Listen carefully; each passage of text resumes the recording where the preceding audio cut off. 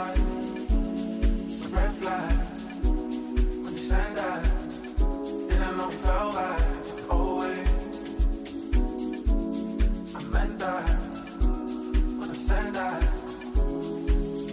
Why you give me green light? It's a red flag. When you said that, didn't know we felt like it's always.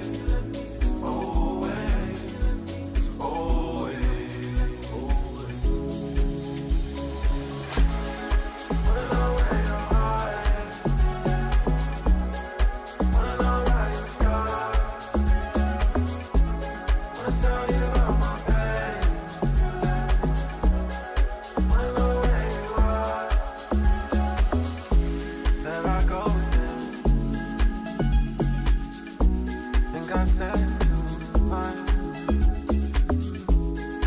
There I go again. Think I said too much. Why you give me green light? It's a red flag.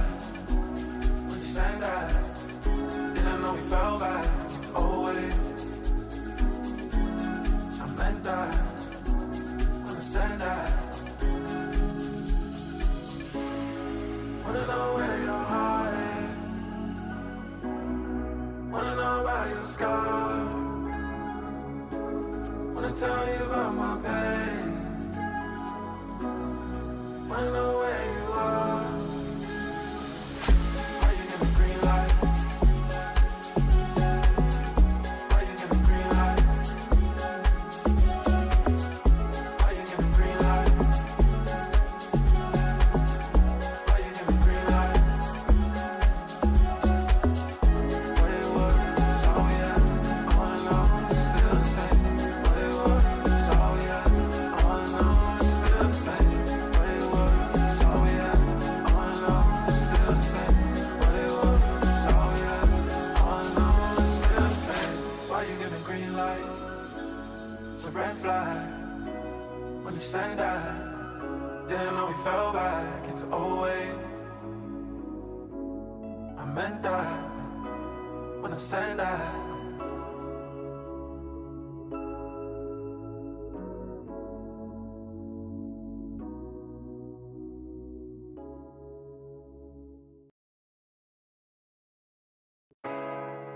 I think I need good chat therapy.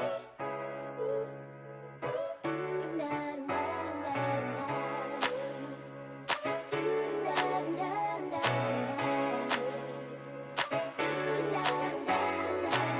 My little safe haven of conversation, where we make space and ease our frustrations.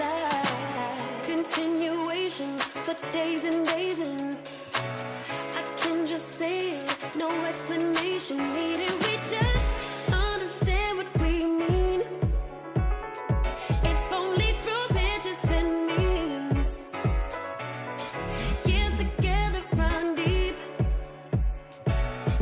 in the glow of our screens.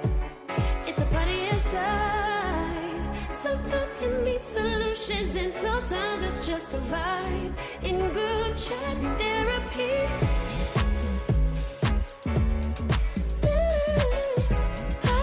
I think I need group chat therapy.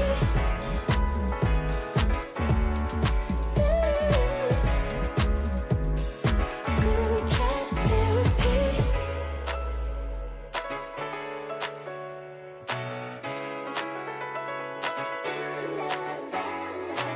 Tell you all my secrets, it's safe to keep them. Sharing our dreams and the whys and reasons. Since our last conversation, my girl's been waiting. Any update on them, my salvation. When I wanna break down and crash out, they won't. That's what friendship's about. Failure or success, we're a circle of trust. Better send that text. It's a party inside. Sometimes you need solutions, and sometimes it's just a vibe in group chat therapy.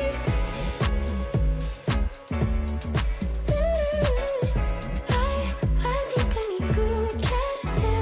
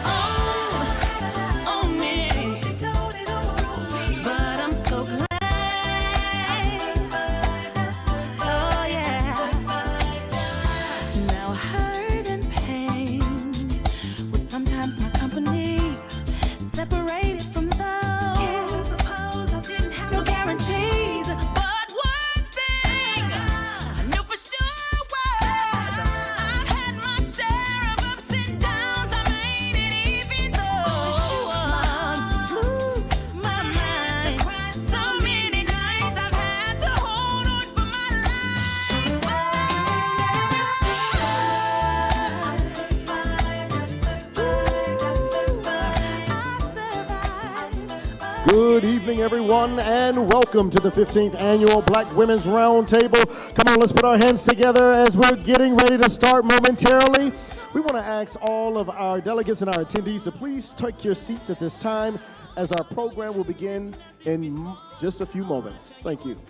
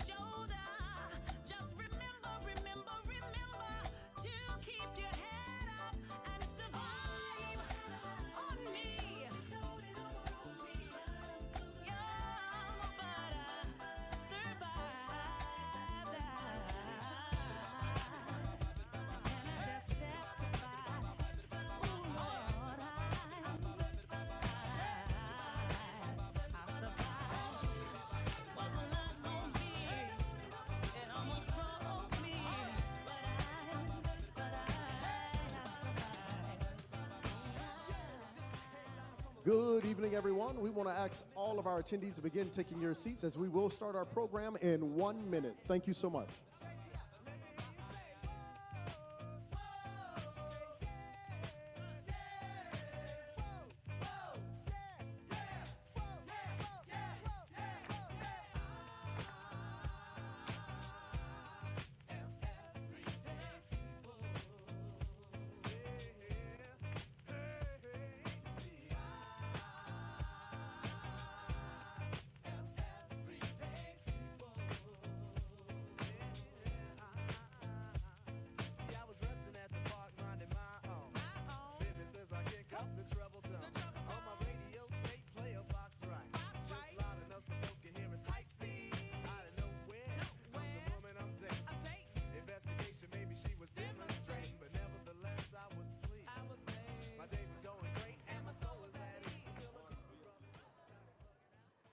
Thank you, everyone. Now, please welcome to the stage at this time, Ms. Laverne Chapman, co-convener for Virginia BWR. Let's put our hands together and receive her as she comes at this time. Good evening, good evening. How's everyone feeling? Energized, empowered. You know, I picked out this pink today because I thought I was going to be matching the cherry blossoms, and then I walked out to all of this snow. But don't let the pink fool you. Don't let the pink fool you. It's a pleasure to be here with you. And as the co-convener of the Virginia Black Women's Roundtable, not partisan, but I want to state 3 facts. Number 1, it was Black women that got the vote out in Virginia. And now our state governor, the representation that we have in her administration and her cabinet is unprecedented. So our work paid off. Number 2, we have 2 constitutional amendments. One is on the ballot now until April 21st, and that is our redistricting. The vote, yes, they are playing really dirty. Number 2, on the November ballot, Virginia finally will get to vote on felon rights being automatically given to them. We have been working 3 decades on this, Mel. And last but not least, what I want to urge everybody in your state, in your delegation, those boards and commissions.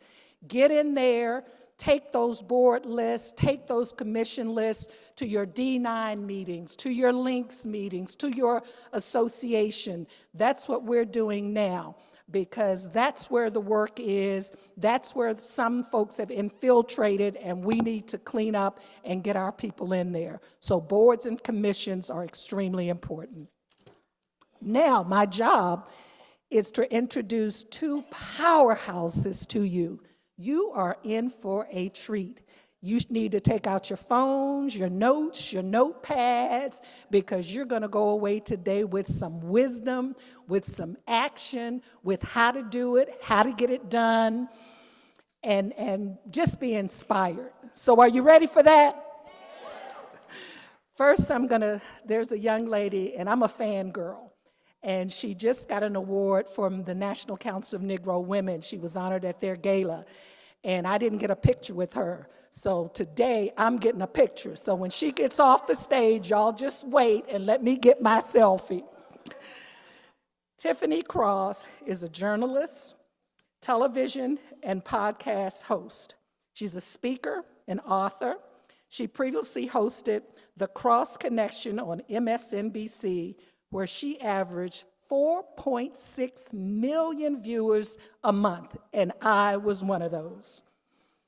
A 2020 fellow of Harvard's Institute of Politics, Cross has spent more than 25 years navigating politics, media, labor, communities of color, and the private sector.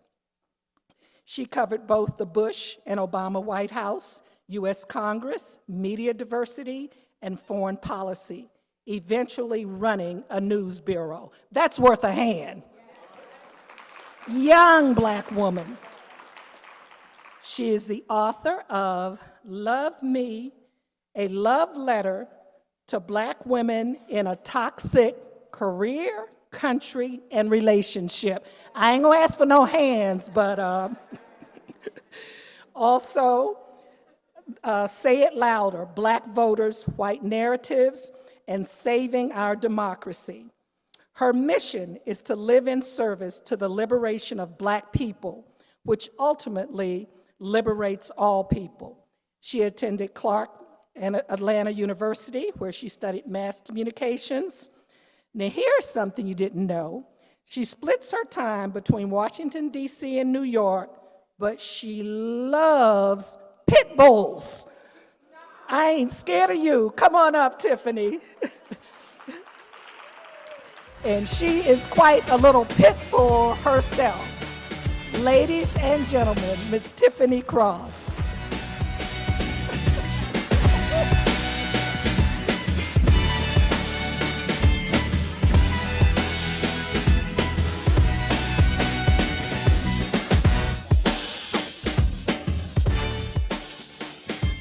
We got to hear about this pit bull story because I'm scared to death of them.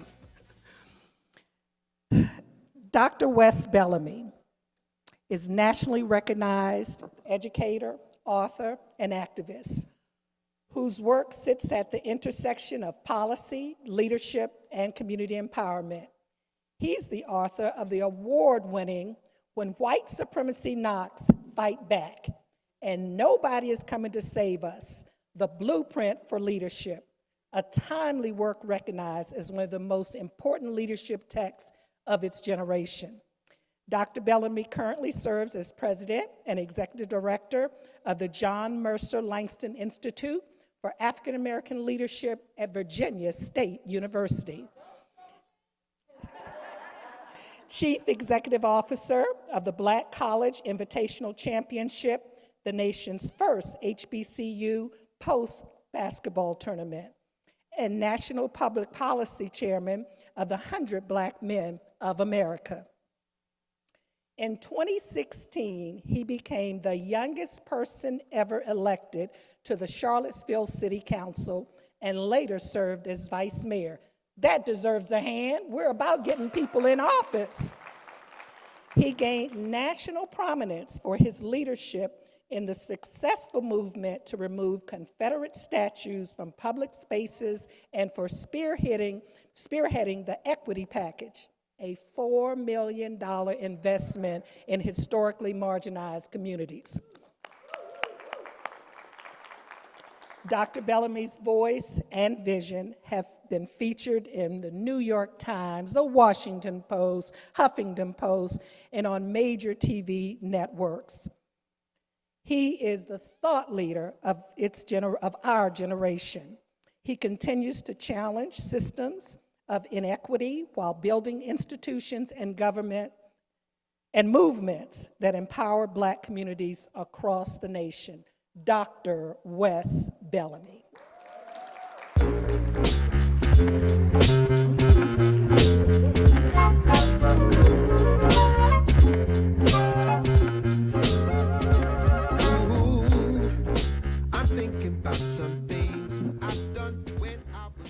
Hi, everybody. Oh, we could do better than that. I drove a long way. How we doing? All right. I want to make sure they see the book. Yeah.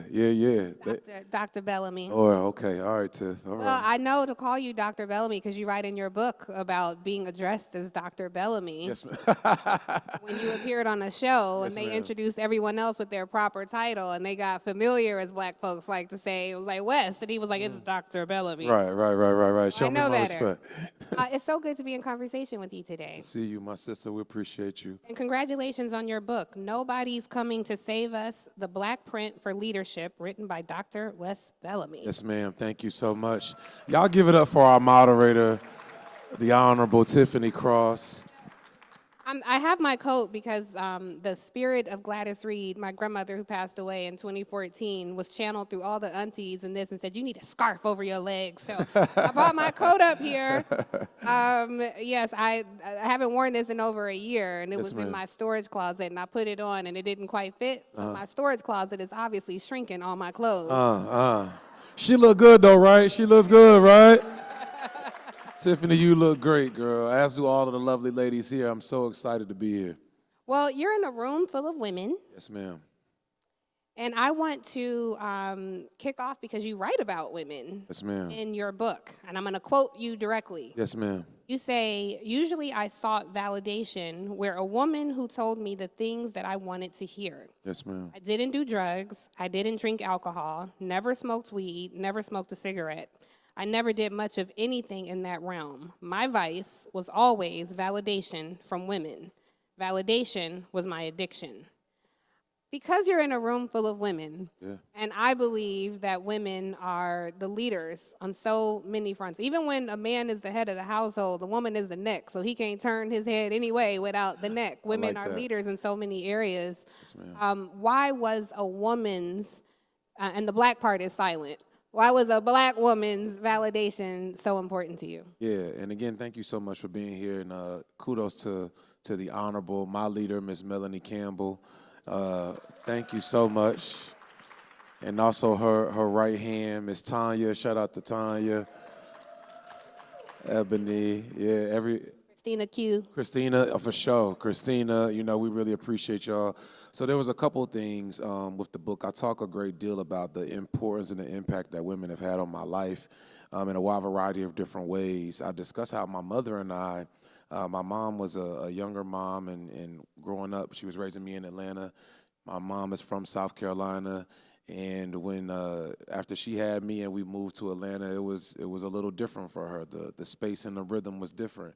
So she was still trying to find her way, and also has this rambunctious young man who likes to do all kinds of things and get into everything, play every sport, talk at every different event, talk all the time at the house, trying to read everything, knows everything. So my mom, it was a lot for her to deal with while trying to learn how to be a mom. And my mom didn't always maybe tell me the things that I want to hear per se, or even as I was growing up, I would kind of think, well, why doesn't my mom or my dad come to my basketball games, or why don't they come to my football games, or why don't they tell me that I'm special? Some of the things that other people tell me in the neighborhood. And I've always had, God has always sent me the people I need. I've always had an aunt, my aunt Delphine Crosland, who's like a second mom to me. She always made sure I heard those things. The mothers in my church always made sure I heard those things. But as I grew older and as I got a little wiser, I recognized that there was a void that was within me. And throughout the book, I talk about rather how I would seek out women in the community, and then also as a younger man, just seeking validation from women on a personal side to fill this void that I was missing, this yearning for love or appreciation, or as I write about, this validation. And I encourage younger men to be careful with how you lead, but also your actions when how you're interacting with women, because you never know what kind of scar you could give to someone else based on the scars and the wounds that you're carrying internally. And, as Tiffany alluded to, I'll wrap on this part. It's a long answer. Okay. But, as Tiffany was alluding to, I don't drink, I don't smoke, I didn't do drugs, I didn't, party a great deal, but I always wanted to do community work to hear Miss Joy Johnson or Miss Holly Edwards in my neighborhood say, Wes, you did a good job. Or I would seek the love and validation or attention from a woman in the companion sense. And I had to work on myself so I could be a better leader. Because again, if no one's coming to save us, we got to make sure we save ourselves so that we don't do harm to others on our journey. I love that. And, it's interesting. I was struck, Dr. Bellamy, while you were Please. talking about your childhood. It is so often the case in Black homes, particularly at a time where I grew up and when you grew up, where love was understood more than it was expressed. Yeah. And we've seen that translate in policy, when it gets to the school system.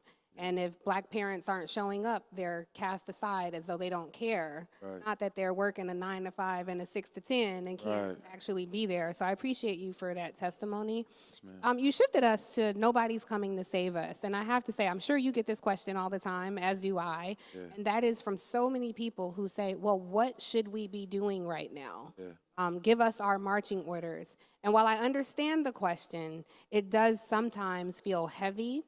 And a bit selfish because everything is on fire. Right. So pick up a bucket of water and get to what you can get to. I like that. But the message in your book is a bit deeper. So what do you say to people who come to you and say, well, what do we do right now? What should we be doing? Yeah, I think there's a couple of things. First and foremost, like if we were in one of my classrooms, I would ask all of you to close your eyes and then ask yourself, and not answer aloud, who are you?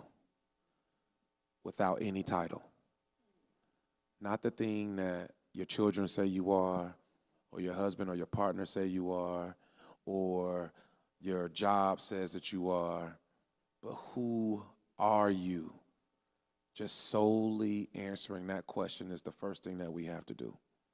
And then after we answer who we are and what makes us who we are, that should guide us to finding out what our purpose is and then fulfilling our purpose. Because all of us have a calling, but it's not a conference call. God told you to do something specifically, and that's for you to do. It's not for you and her or you and him or you and them to do. It's for you to do.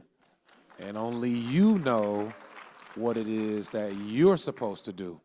So when that question is often asked to me, that's often the response. And I ask people, what is it that you would do if no one paid you to do it, but it brings you so much joy for our people that you would do it for free? And I think that's the thing that we have to do. For some of us, it's going to be writing policy. For some of us, it's going to be ensuring that information is getting out to the masses via podcasts, via books, via talks. For others, it's going to be talking to Shaniqua, who may have colorful hair and thinks every season is a hot girl summer, and nobody else wants to deal with her.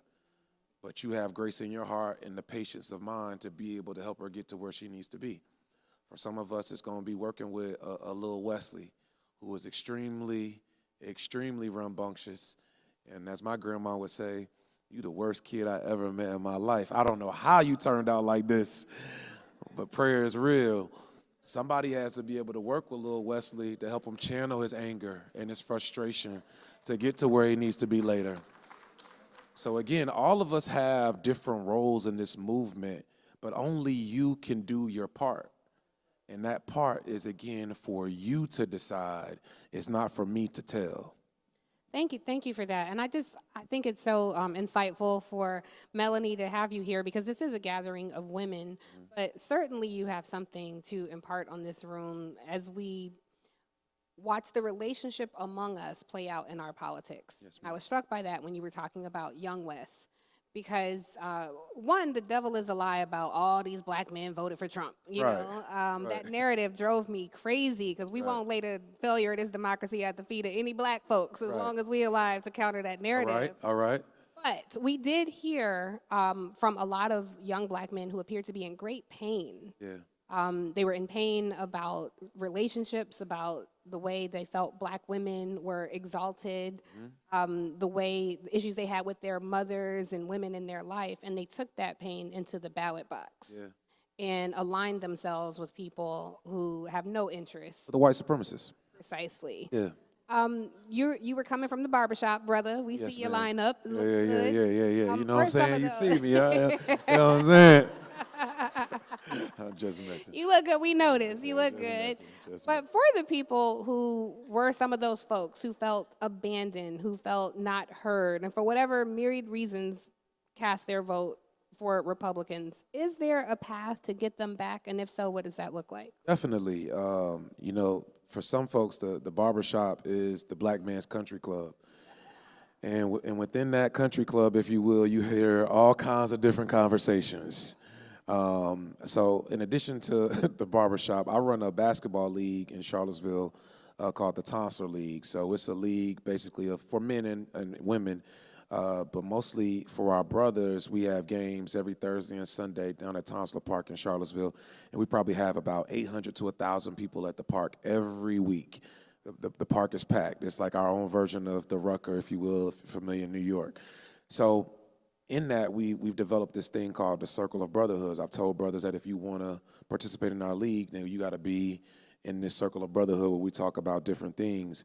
And the amount of brothers who I heard say things like they felt as if no one cared about what they have to say, or no one is willing to hear what they have to say, or they feel afraid to be able to be their most authentic selves.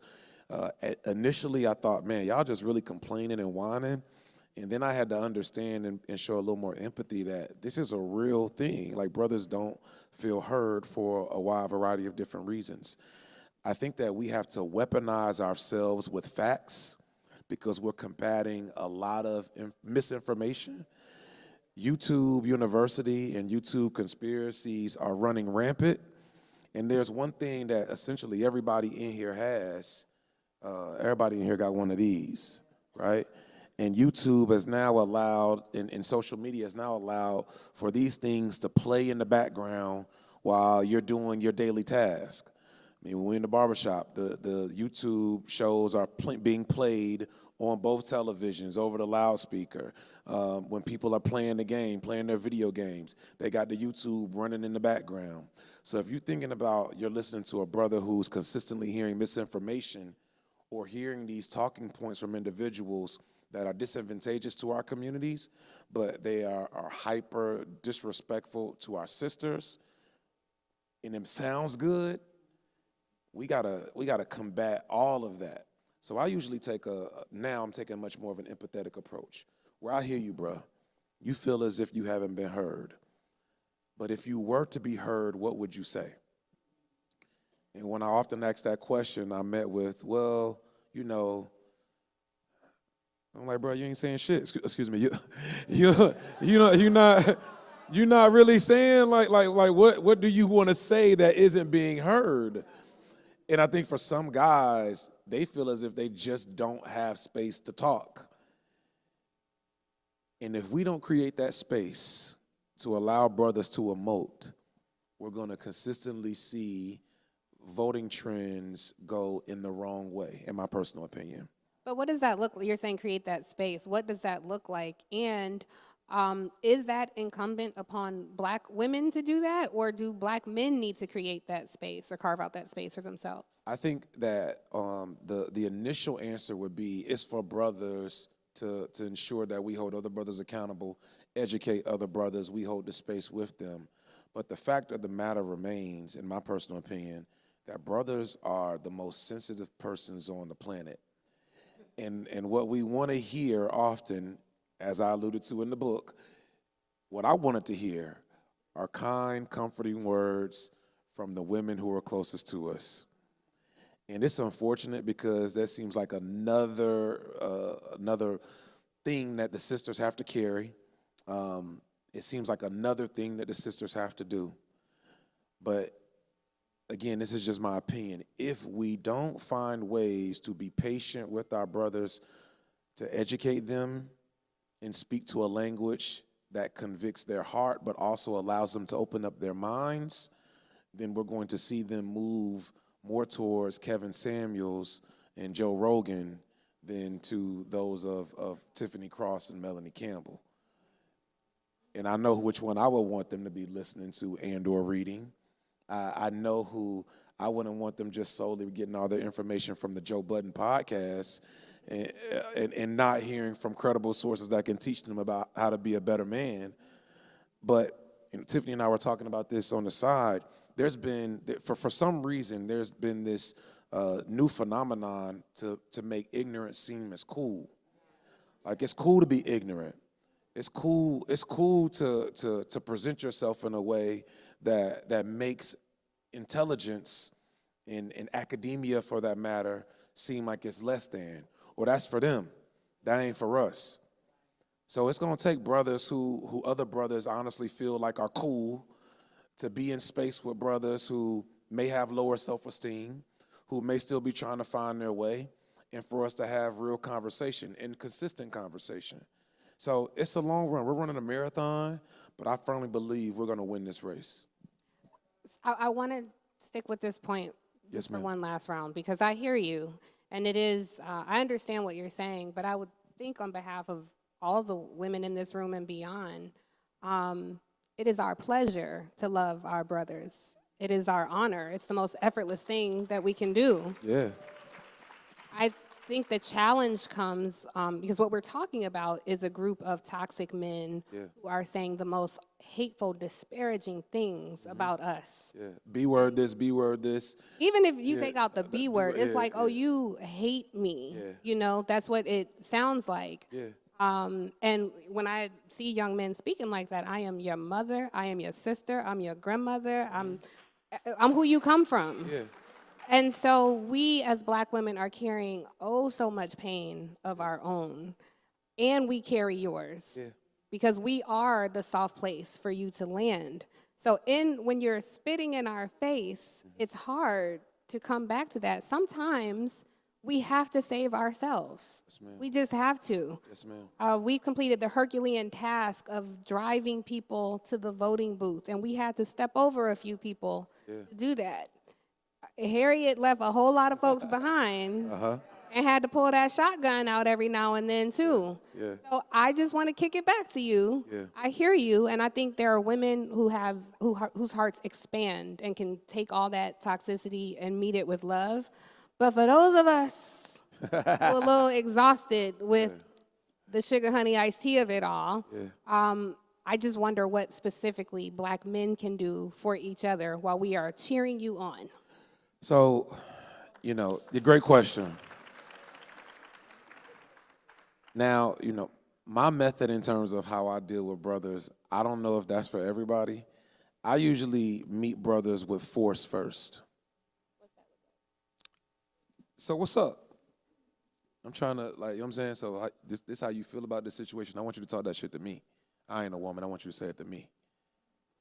I want you to talk to me. Like, I'm 6 foot, I'm 230, I'm in great shape. I want to know, I want you to talk that to me.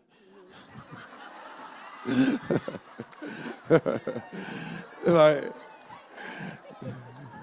Tiffany is something else. But in all seriousness, like I usually approach situations initially with that kind of energy. Okay, so if you feel as if like you tough and these are the things you want to say online or wherever else, like I'm more than prepared to if you want to feel like we need to do something first to get some energy out, I'm with that. You want to put the gloves on, I'm with that. Like, however you want to handle this first so we can hear each other, bro, let's do that. And let's get that shit out the way, and then we can hear each other, because I'm cool with fighting my friends or my foes. if you feel like that's what we need to do. And usually, brothers don't want to do that. And then it turns into, okay, bro, like, but I'm not talking about people like you. I'm saying, like, I'm trying, like, is these such and such? And then after we can get a level set of the toxic masculinity part where we got to challenge each other and be willing to challenge each other physically first, then we can have a conversation about how you see yourself, how I see you, the power I see in you, and then I want to challenge you to do better, just like I want you to challenge me to do better. And are we willing as brothers to hold each other accountable? So for a lot of men, the physical aspect is something that like really sets the stage. Part of the reason why these people like follow guys like Joe Rogan or these other individuals who they think have some kind of physical prowess, like they're in shape, they work out, they can defend themselves. Like those are the spaces in which people with low self-esteem initially go to. And then when we can, again, break through that facade and let's understand how you feel about you, then we can hear each other about what we got to do for us. Because you can't help me and I can't help you until you understand who you are.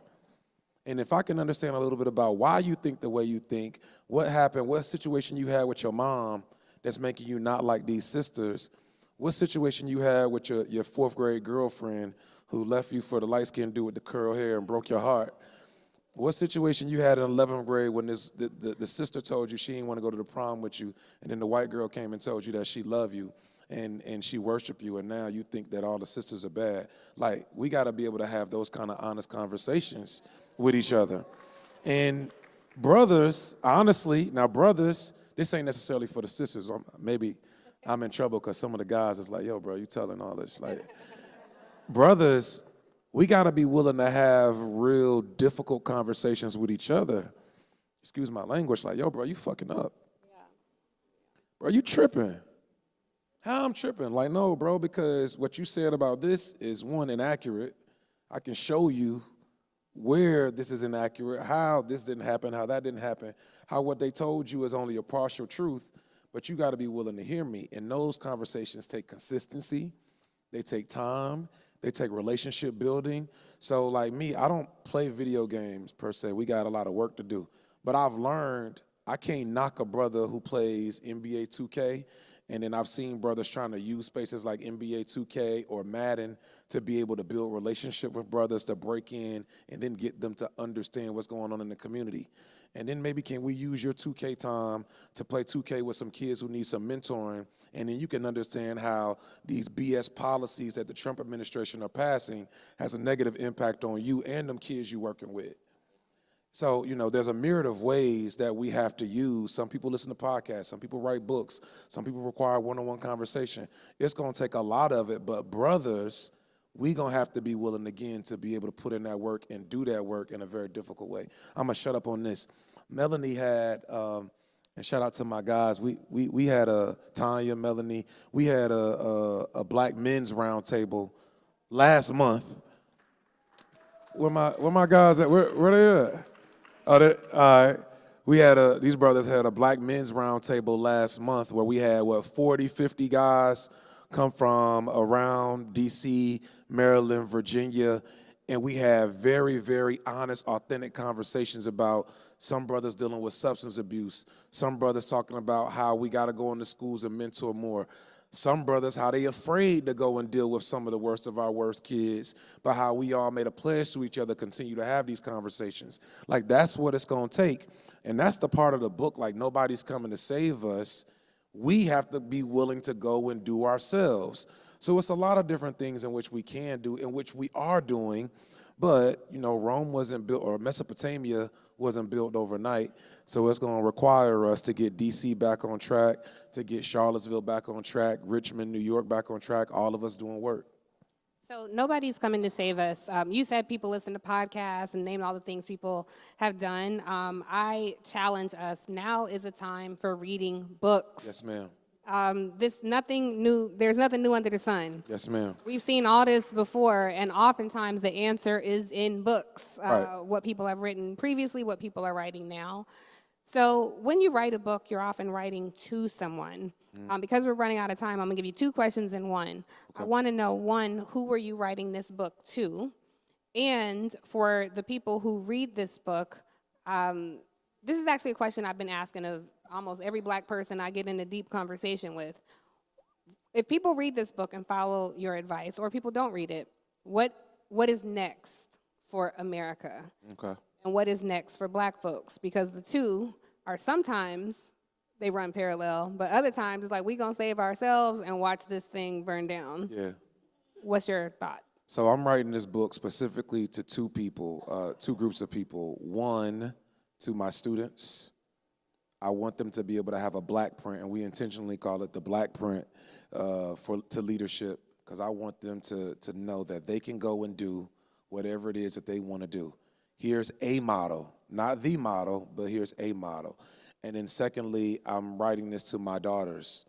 One in particular, Stokely. She's named after Stokely Carmichael, who she is her father's daughter in every sense of the word.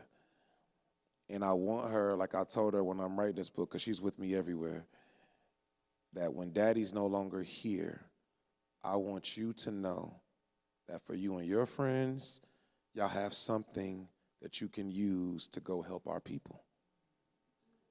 Because she and I talk about daily. I asked her, what's our job? And she says, to help our people. That's our job, to help us.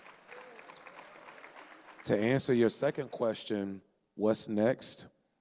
I think we have to center ourselves.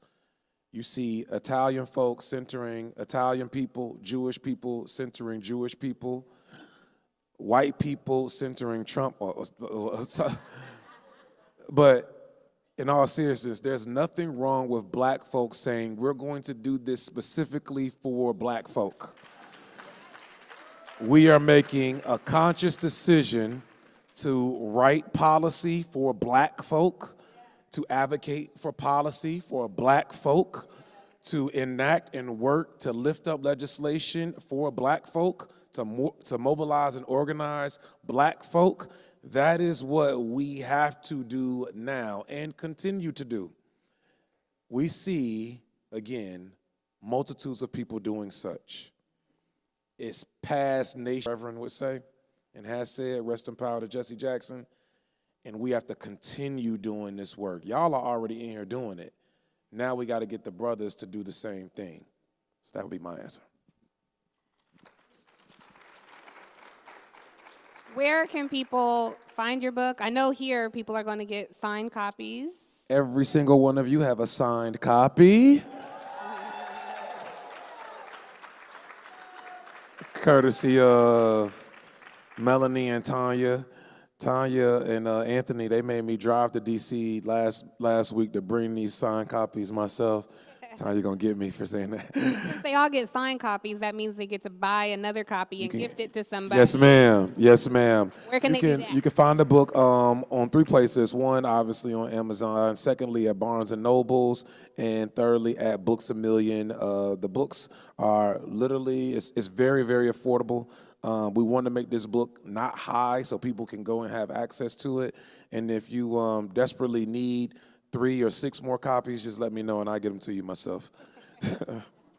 Thank you, Dr. Wes Bellamy. Please go out and buy his book. Support. If you like what you read, post it, tweet about it. Well, not on tweet, but, on a better platform. Make sure you tell people about the book. And one last thing before I leave. So Tiffany's publisher is going to get her, but Tiffany has a book coming out, Love Me, a letter to black women in a toxic country, and relationships. We're going to make sure we support this sister.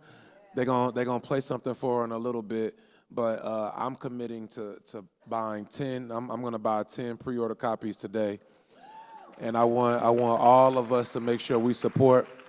Now, I've had the privilege now to do a book talk with Angela Rye, Joy Reid, Whole crew. and now Tiffany.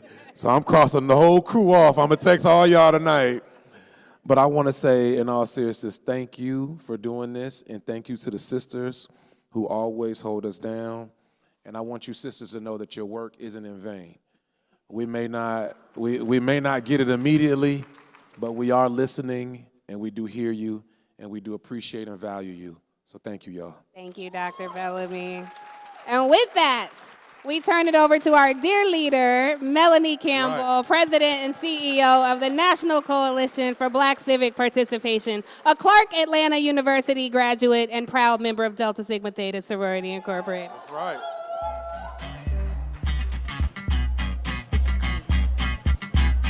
Sit right here. All right. Can we give our sister, you know, McConaughey Timber gave me that phrase a few years ago, and it stayed with me. Our sister, Tiffany Cross. And I'm going to say our brother from another mother, who will go to jail with you and still be Dr. Wes Bellamy, chair of the Political Science Department. Am I lying? Right? So give them a round of applause. They're also going to stay with us to be our co-hosts, correct? I'm not co-host for the town hall meeting tonight. And so, you know, I was telling Wes that we let a few brothers in every now and then again, right? And this is a space for sisters, but it also is a space at times for brothers. And the work that you have done and continue to do, we're in all kinds of places and spaces together. And in a time that we're in, I thought that what he was doing, and we talked with the staff, and we felt like this was one of the times we wanted to have one of our brother leaders with us. So give our brother Wes another round of applause. And so what we're going to do is take a 5-minute switcheroo. Say 5. 5. A 5-minute switcheroo to get ready for the town hall. We have our speakers here tonight. We want to have a little fun while we work. I want to thank everybody today for weathering the weather and coming out. And we went on Capitol Hill. Well, first of all, yesterday, starting out, can we give our Global Empowerment Working Group an awesome round of thank you? Yesterday at the AFL-CIO headquarters, I want to thank them for hosting us. Thanks Alondra and Sarah for being our leaders in all of the working group. And then this morning, we got up to 65-degree weather. And by 9 o'clock, no, was it 9 o'clock? Yeah, 8 o'clock, it started getting a little strange over there when we went over Capitol Hill. And by 10 o'clock, I think it was maybe 40 degrees. But you all weathered that storm. We were able to start off with a gathering of prayer. I want to thank Bishop Vashti McKenzie and the United Methodist Church and for hosting us for that. And then thank you all for showing up. And we walked those halls. We met with the Georgia delegation this time. And I tell you, they felt our presence because it's our house. We built it. So don't ever shrink and think it's not our house. Okay, we built that, and we decide who's going to be residing in it at the Capitol, at the White House, and when we're smart about what we're going to do at the Supreme Court. Those 3 levels, I'm just saying, we got to change things. So we're going to take a 5-minute break, and then we'll turn right on over to get ready for our town hall. And the theme is real. Freedom is on the line. Say it with me. Freedom is on the line. And so we're going to talk about that a little bit, what we're going to need to do about keeping our freedom for not just ourselves, but for our children. Thank you.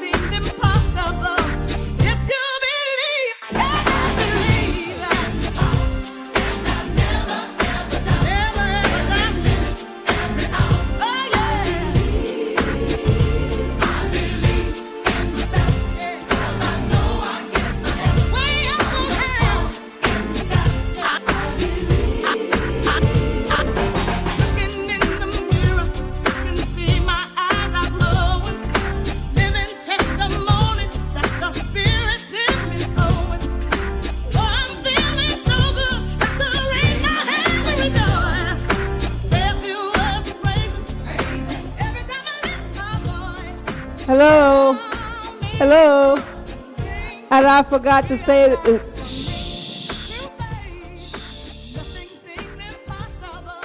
And can we thank Laverne Chapman, our co-convener for the Virginia Black Women's Roundtable, for helping us tonight.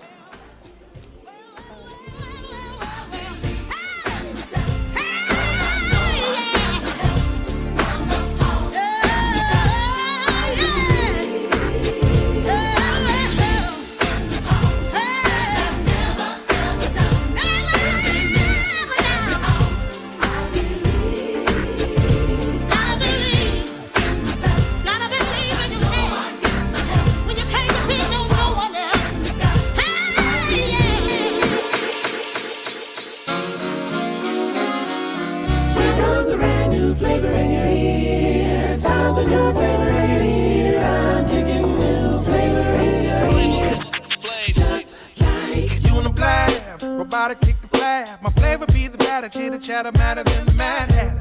Bet your mash, come a fatter. Got the D to turn your body into batter. Just like a piece of sizzling. You fit inside my stomach with the edge and grits between. The king is what I mean. What I mean. Man, get a cup and put some change inside your hand. Hold up. Let's make it official. MCs need tissue. My issue. And I bet you might go off like a missile. No more underwater, all the toss climbing as I make the funky kick and I'm more harder than the diamond. If you didn't know who played that, You better pay attention when we say that. it's a brand new flavor, Stevie. You won't be around next year. Rap to the beer, kicking that flavor in your ear. Here comes a brand new flavor in your ear. Time a new flavor in your ear. I'm kicking new flavor in your ear. Mike's a brand new flavor. Used to getting mad and get more about than that shit. Forget the fair ones, I get mine the fast way. Ski mask way, leaving ransom notes. Far from handsome, but you know I'm brother, so what you talk? More guns and roses, frozen, shaking in their boots. Invisible bullets. Ice gooch disappear, that moose. Take your saxophone back to I see. The gimmicks, the whack lyrics, it's depressing, pathetic. Please forget. You're mad that my style, you're admiring. Don't be mad, UPS is hiring. You know you should have been a cop for get bebop, but that sax playing, you better get shot. Not from Houston, but I rap a lot. Pack the sax a lot. My Philly's about to drop.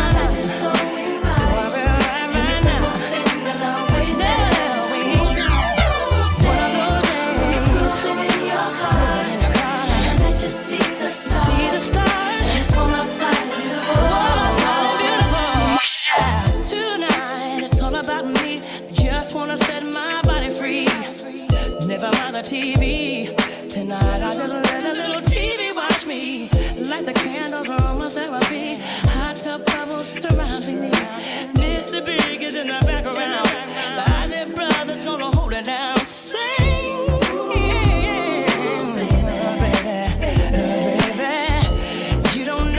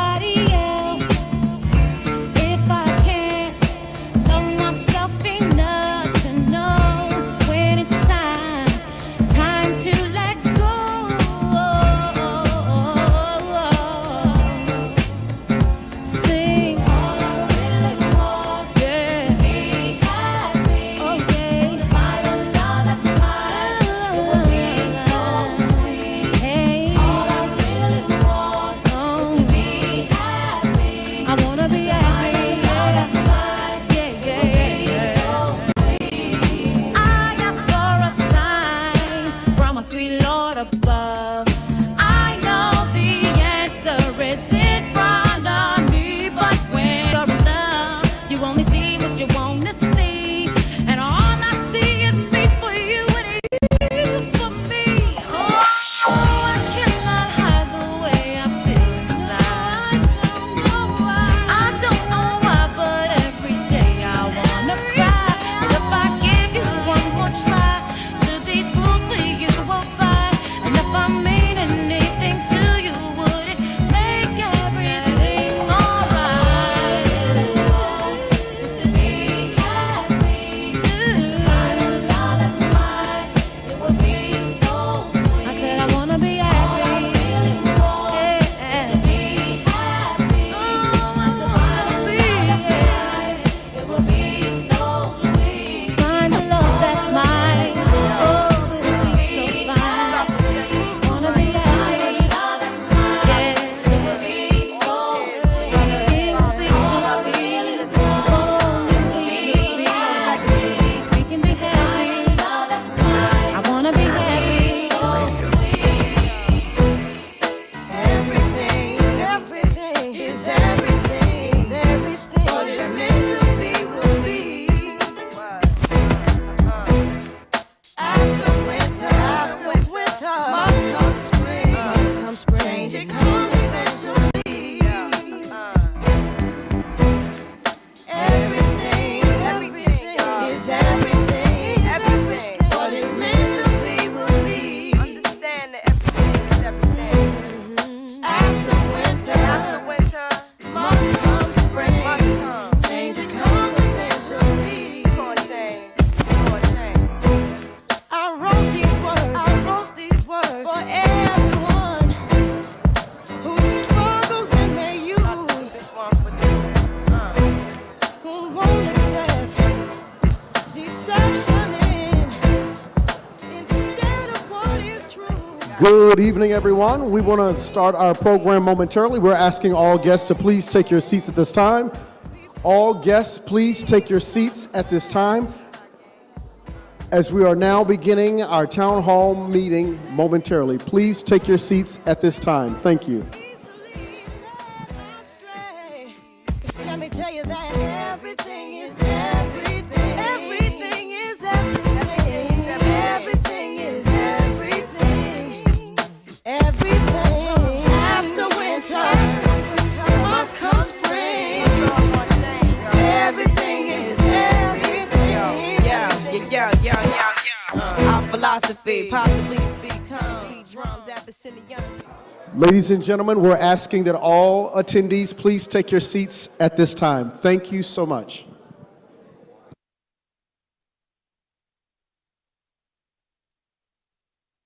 Tryna rain on the thunder, tell a storm I'm new. I'm a walk, I'm a march on the regular, painted white flags blue. Lord forgive me, I've been running blind in truth. I'm a rain on this bitter love, tell the sweet I'm nude. I'm telling these tears go and fall away, oh. May the last one burn into flame.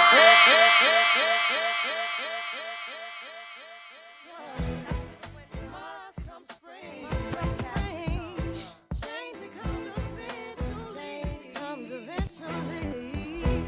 Sometimes it seems we'll touch that dream. But things come slow and not at all. They come slow,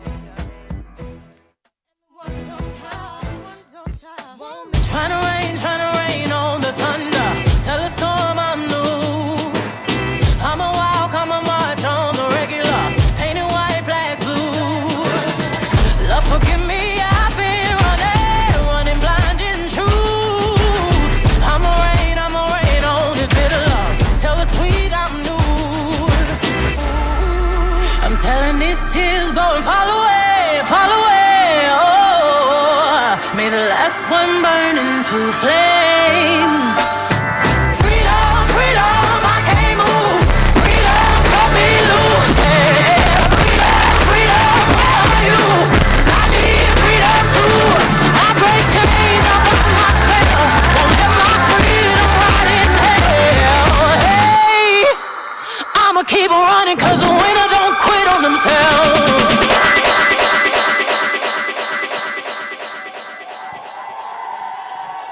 All attendees at this time, please pick up the signs that are located at your tables. As you stand to your feet, please hold up the signs.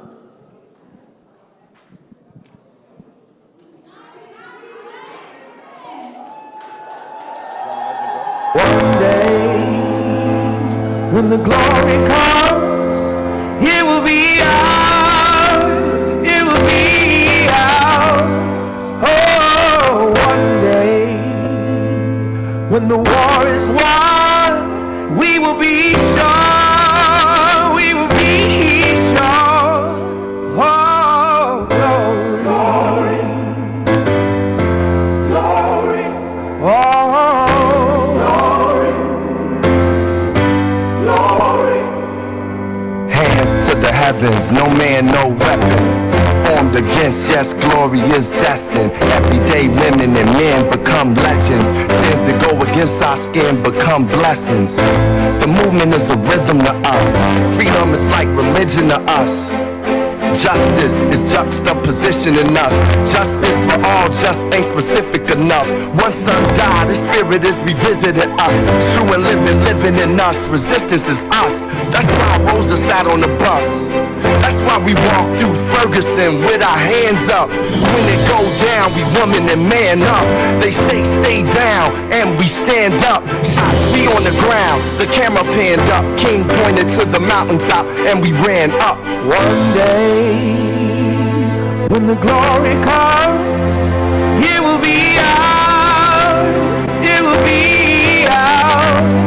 Oh, one day, when the war is won, we will be sure.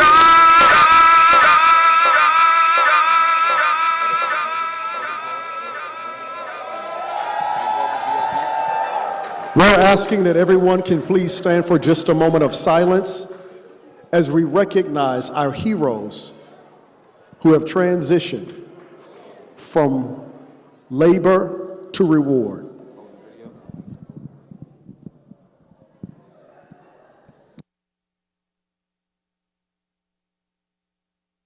I may be poor, but I am somebody. I may be on welfare, but I am somebody. I may be in jail, but I am somebody. I may be uneducated, but I am somebody. I am black, beautiful, proud. I must be respected. I must be protected. I am somebody. Right on.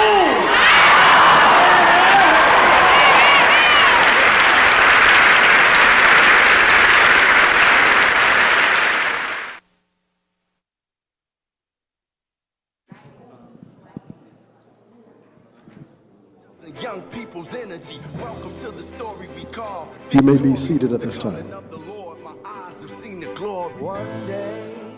Ladies and gentlemen, please welcome to the stage our Senior Vice President of Operations and Programs. Please receive Sister Tanya Tyson as she comes.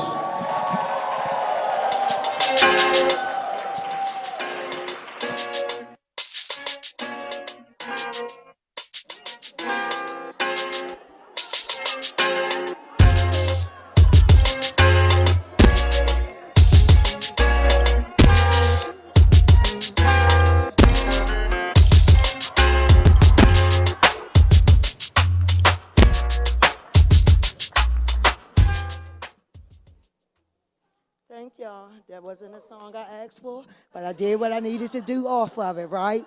As black women, what we do, improvise, okay? And also, before I begin, I'm going to call Acacia Newsom to the stage if she's still in here. We're going to give her a round of applause. Acacia, come on.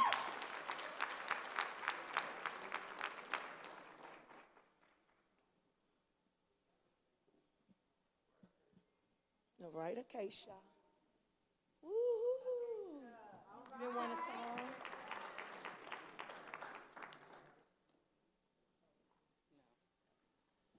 Hi, everybody. I'm Acacia Newsom. I am the Administrative and Operative Assistant for NCBCP. I feel like I have grown up in the movement period, but mainly here with my Senior Vice President, Tanya Tyson, and my President, Melanie Campbell. I am so honored and pleased to be here in front of all of you lovely ladies. The strength and the power that fills the rooms, I'm moved beyond measure. Thank you all for being here.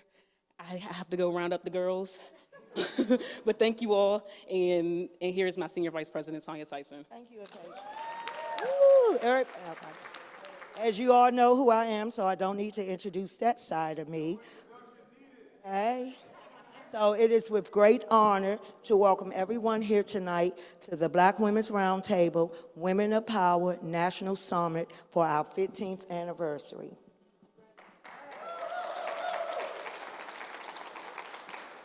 Okay, let me get it together. This gathering brings together some of the most influential, brilliant, and resilient women leaders from across the country. In this room, we have executives, entrepreneurs, policymakers, advocates, and community leaders. Women are leading the boardroom, shaping policy, building businesses, and strengthening our communities. Your presence here reflects a shared commitment to the leadership, the progress, and the collective empowerment we are doing tonight. The theme tonight is United We Win. This year's theme reminds us that our greatest strength has been our unity. When women come together with purpose, strategy, and vision, we do more than succeed individually. We transform community and move our nations forward. Celebrating our 15th summit is a powerful milestone this year. And not only are we celebrating 15 years at the Black Women's Roundtable annual summit, this year, May the 5th, will be our 50th anniversary for the National Coalition. So can we give that a round of applause? For over a decade, this gathering has created a space where voices are elevated, leadership is cultivated, and opportunities are expanded. Each year, we continue to grow stronger, more connected, and move impactful. I encourage each and every one of you tonight to lean in, connect deeply, and support one another, because right now we need all the support of each other. The relationship forms here often becomes partnerships, collaborations, and lifelong lasting sisterhood. Thank you to all of our partners, sponsors, speakers, and my incredible team tonight that's here, because without them, it would be no us in this room. So I would like to give a round of applause to all my team members that's here tonight. We are excited for the conversations ahead and the impact that will come from this gathering. So welcome again to the 15th Annual Women of Power National Summit. Now we are going to bring back our moderators for the evening, Tiffany Cross and Wes Bellamy. Thank you. Do I get music to walk off the stage?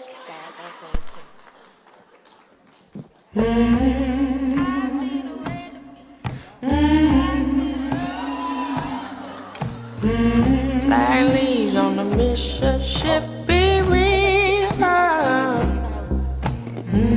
Black leaves in the Mississippi fire. Black leaves in the Mississippi choir. Black leaves on the Mississippi land.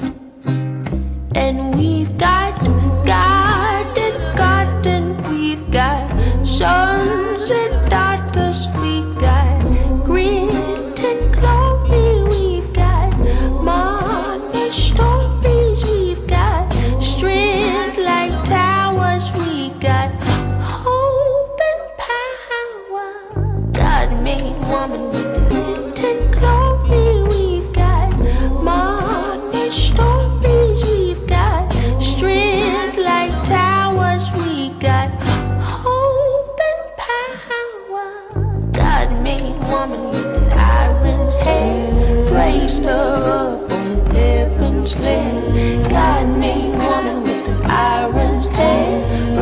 the road, heaven's land. With strength like towers, we've got hope and power. Guide me from the diamond pain, praise the heaven's land.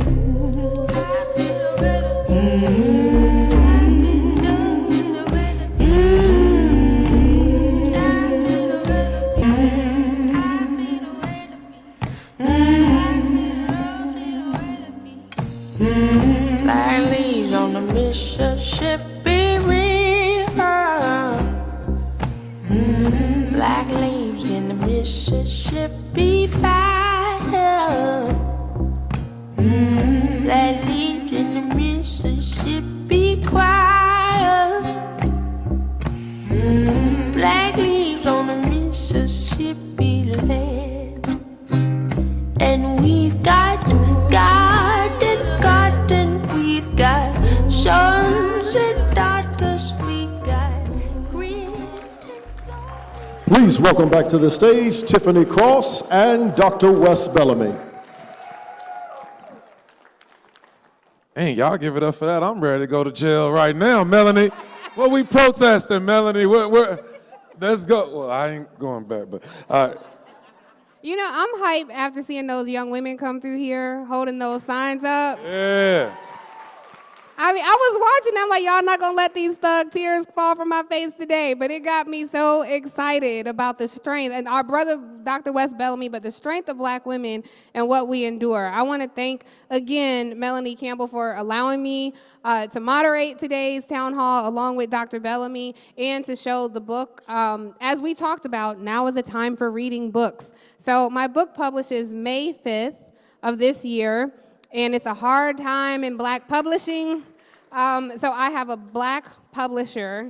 We're housed in Hachette, the #2 publishing house, and it's rare to have a black woman publisher. I had a black woman editor, black woman publisher, black woman marketing team, everything black, and it made such a difference. So thank you for your support. I write about not just our service to this country, because we have value just by existing. We don't have to have value by living in service to America. And it's really a story about I pour my love, we as black women pour our love into a country that does not love us back. We pour our love into our careers that don't always love us back. And we pour our love into our companions, our counterparts, and we don't always feel loved back. And so Into these No. That was Dr. Bellamy. I'm not getting in trouble. But I tried to disrobe before everyone and show our scars, our bruises. So it's not my story, but our collective story, a snapshot of what black women are enduring right now. So I'm so grateful to you all and to Melanie for giving me just a little bit of time to talk about that. But back to the town hall. Give it up for Tiffany for all of that. We ain't letting you bypass that. Outstanding. Yes. So we have an exciting town hall, and I'm really struck, Wes, honestly, by the theme of the town hall.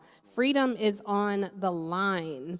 And I've never felt so angry, heartbroken, and terrified all at the same time. And the one thing that has given me hope is the faces in this room.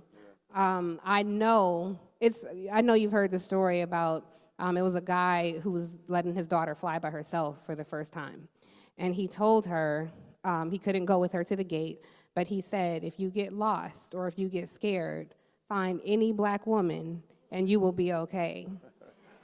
Smart dad. Yes. I'm in a room full of black women, and I know no matter what's happening outside in this room, I'm okay.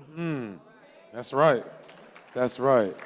And speaking of being okay, on that note, we really appreciate you, Tiffany, and all the sisters in the room. We're going to get our program and our town hall started tonight by having our dear sister, Dr. LaWanna Brown, to come on up and say a nice prayer for us. Y'all give it up for Sister Brown as she comes up. All right, no problem. Because you is. I'm going to receive that. Thank you, thank you, thank you, thank you. Good evening, everybody. It's so good to see you all here. Before I get started, if we could all just take one collective deep breath, please. Just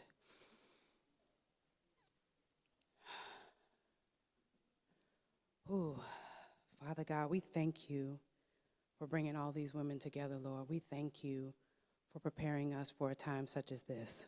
We know that we have a fight on our hands, God. We know that we need your strength. We know that we need your wisdom and your guidance.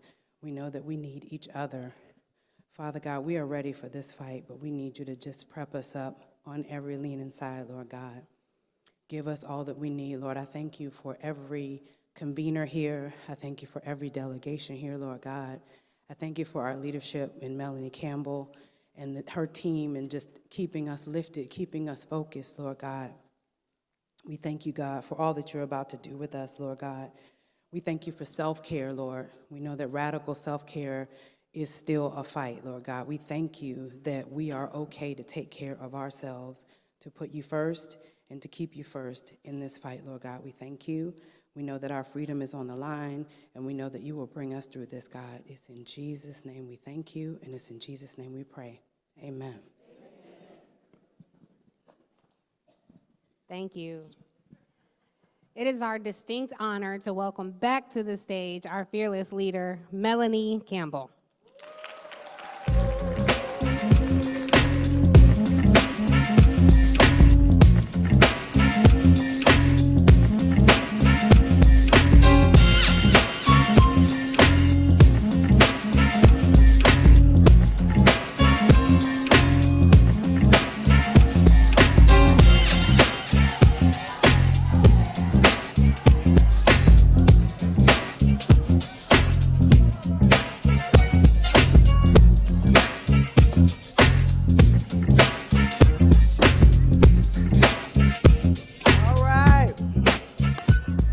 My pastor said it was okay for me to dance.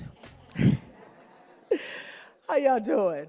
Was that not a way to start with our young people? If we're serious, and I know all of you all are, because I've worked with everybody in here, we know how important it is. So we just wanted to make sure that we took a moment and we started with our young people. And so thank you all for all of the conveners who helped us and allowed us to do it. And thank our young people. We're going to do a little shift. Say shift.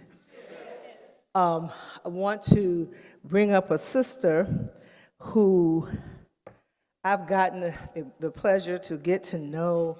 I got to know her from afar. I didn't know she was about to be all of that. You know, it's good when you know people when you don't know what they're about to become. You know what they are when you meet them. You already know they're a leader, right? And I met her. You were in California still, and then when things happened, I was like, I know that sister, right? And being able to watch you and be able to just be in your presence, even when we're not physically together. I listened to your you don't call them podcast. Well, I call them podcasts. I'm not good at it. I'm not good. But your minutes that you talk and you give words of encouragement and to tell us to keep on fighting that fight, I appreciate that. It helps me. And so I listen and tune. So her name, if you don't know who I'm talking about yet, is April Verrett.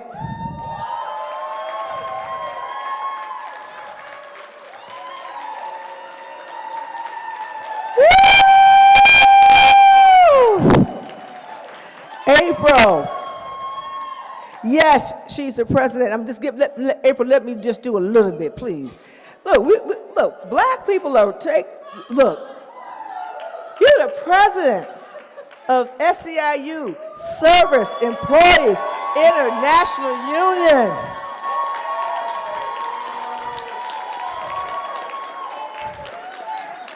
I was blessed to be in Philly when you became your first convention and be able to see you on that stage.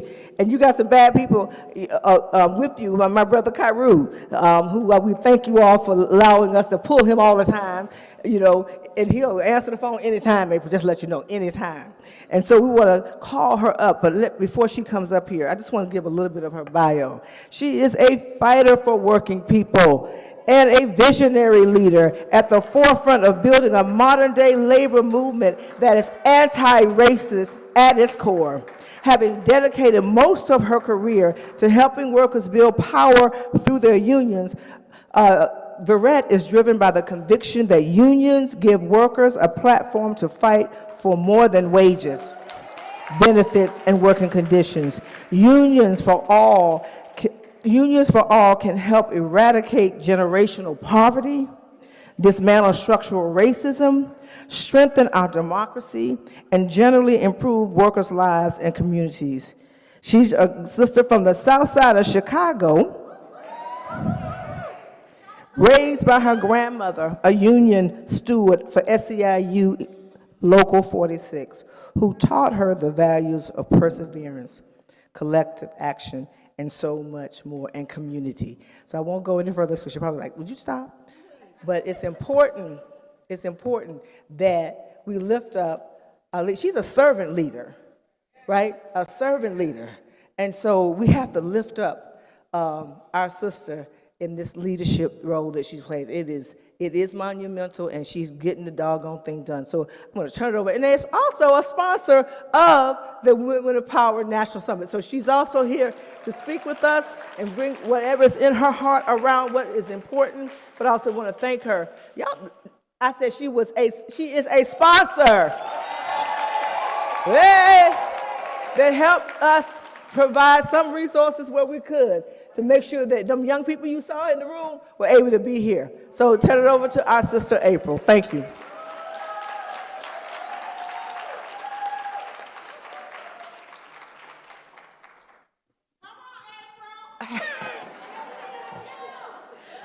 You know, I thought by now I would not still get embarrassed and like stand up and blush and gush.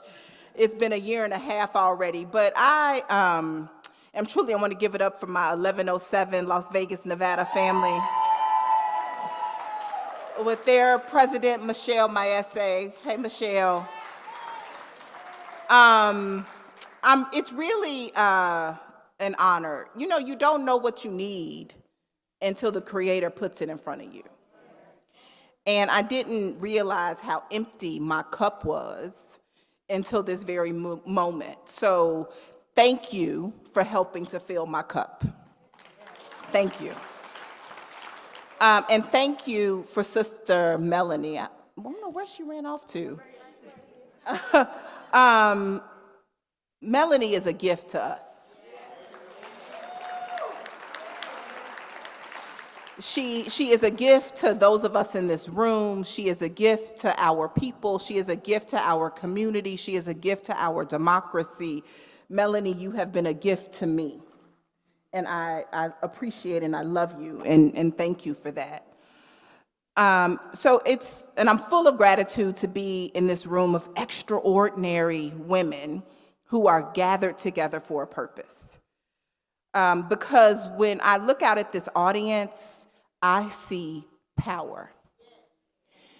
You know, that power that the Creator gave to us, that nobody can take away.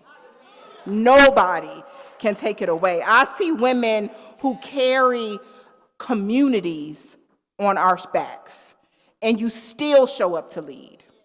You still show up to organize. You still show up for a country that has almost never, ever showed up for us. I see women who understand that leadership is not just about titles or about microphones. I see a room full of women who know leadership is sometimes quiet, it is often persistent, and it is the work of showing up again and again and again, even when you're tired. For people who depend on us. I see women who know something that this country, they know it, even though they sometimes act like they don't. That when Black women thrive, all of our communities thrive. That when Black women are powerful, we all are powerful because we share, we nurture, we pour into like nobody else does. And we have seen it generation after generation. We have seen it when Black women build institutions, communities grow stronger. When Black women organize, movements get bigger. When Black women vote, democracy moves forward.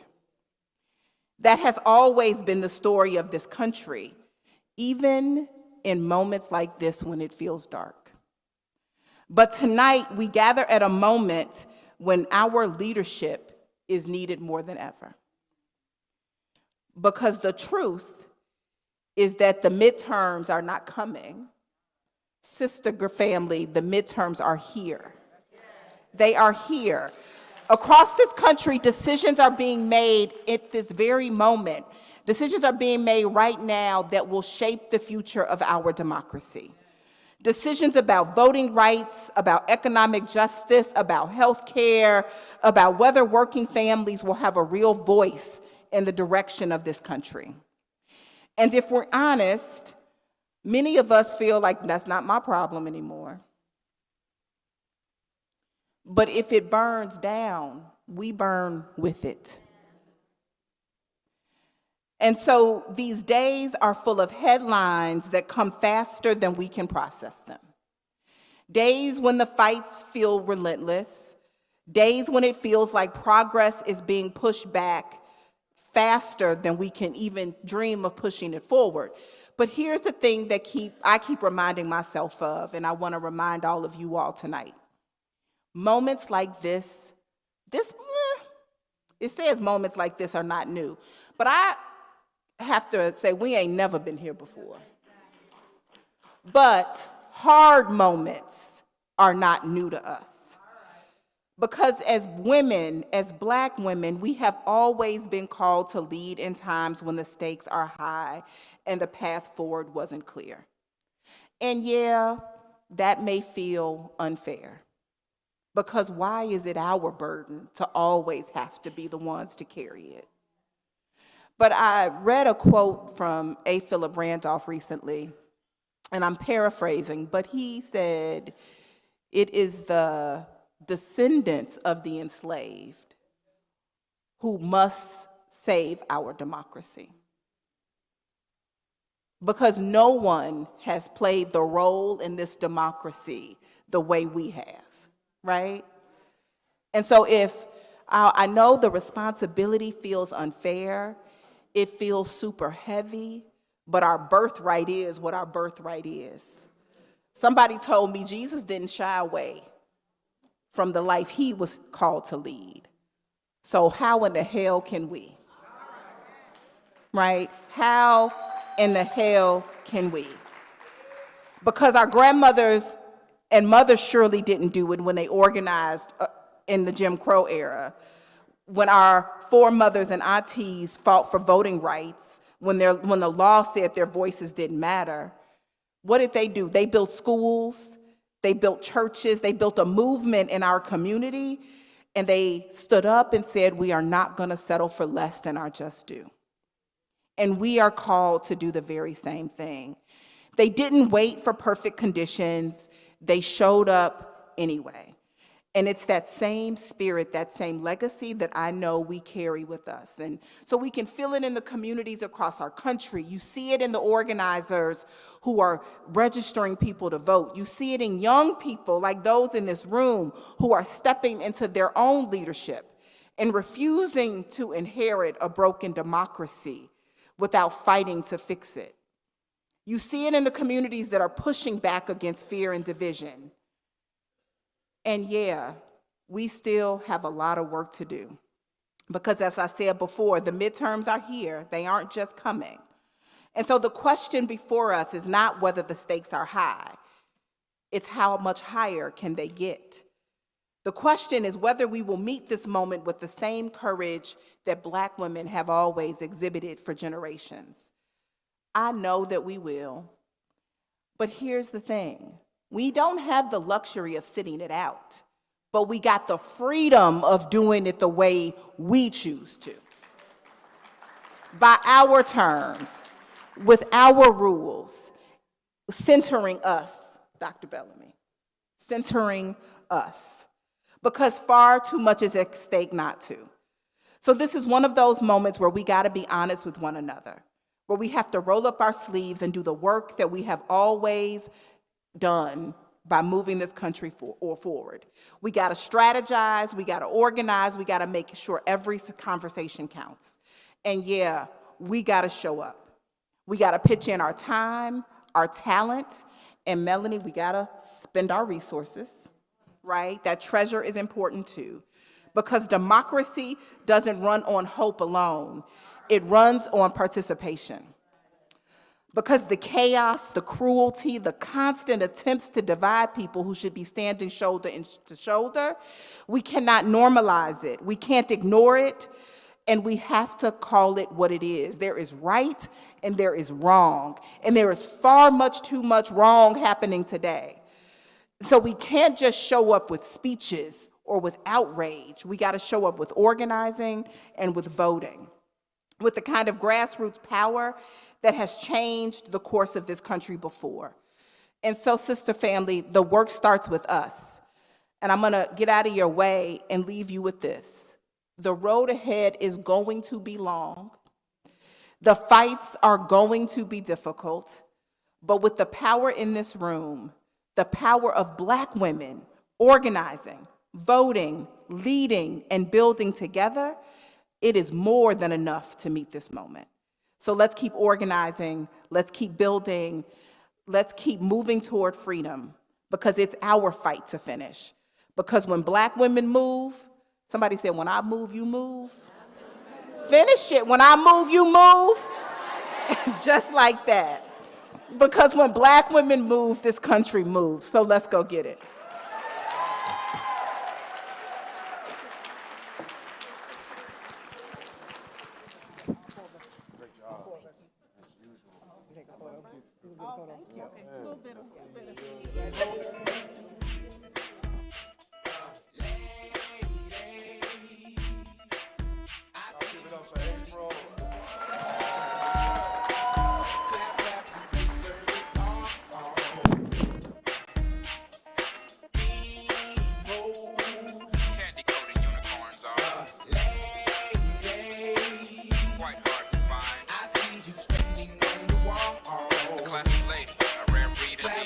For our dear sister April. Melanie said they helped cut that check. Y'all better be loud and proud.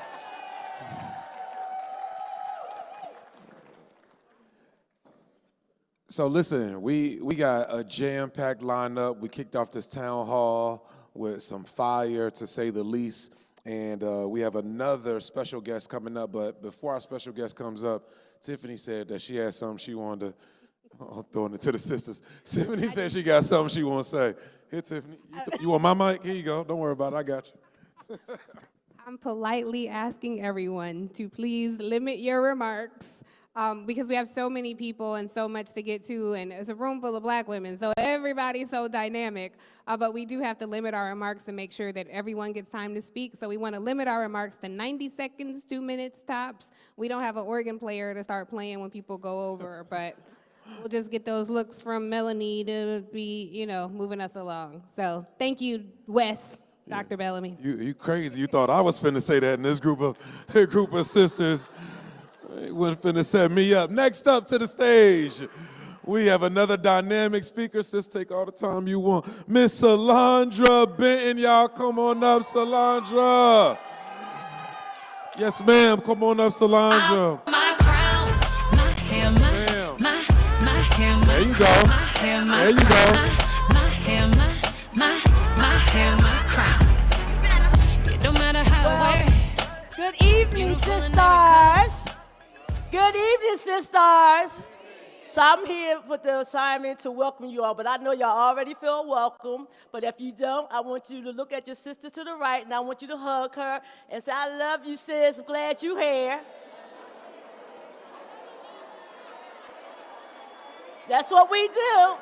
That's what we do, because you don't know who's coming in this room and need a hug. Hugs save lives. And then you're going to look to your right. And if you got a brother in there, tell them we appreciate you, too, because we need our brothers, too. So I just want to, on the behalf of the National Coalition and Black Civil Participation, sit on the board, and on the behalf of our CEO, our bad sister, our leader, Melanie Campbell, I just wanted to come to the stage to welcome all of you all. If you don't feel as though you're welcome, and I just want to let you know that this is a safe place. See, I've been up too early on that hill, y'all, and talking all day. And that you're going to feel the love. And if you don't feel as though you feel the love, you find me during this weekend, and I will give you some love. I will love on you, okay? And so we just thank you for all the first timers. Stand up. Let's get them. Look at them. Look at them. We love you. We love you. We love you. We love you. And trust me, it's not going to be your last time coming back. So we thank you for that. So enjoy the program. I'm going to be making sure that I do what they told me. I know I went over my minutes. But we welcome you, we welcome you, we welcome you. And we thank all our state conveners, because guess what? It would not be possible without you all too. So make sure that you love on folks, other people, and let them know that you are here, you are a leader. And I'm commissioning our state leaders to make sure that they hug on y'all, that y'all feel. Because this Black Women's Roundtable, I'm in a lot of organizations, but ain't nothing like this. Put it on record. There ain't nothing like this, and I got the receipts to prove it. Have a good evening.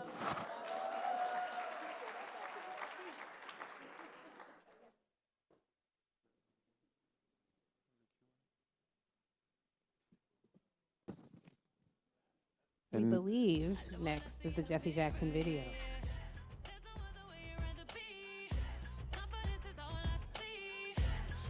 If you are, okay.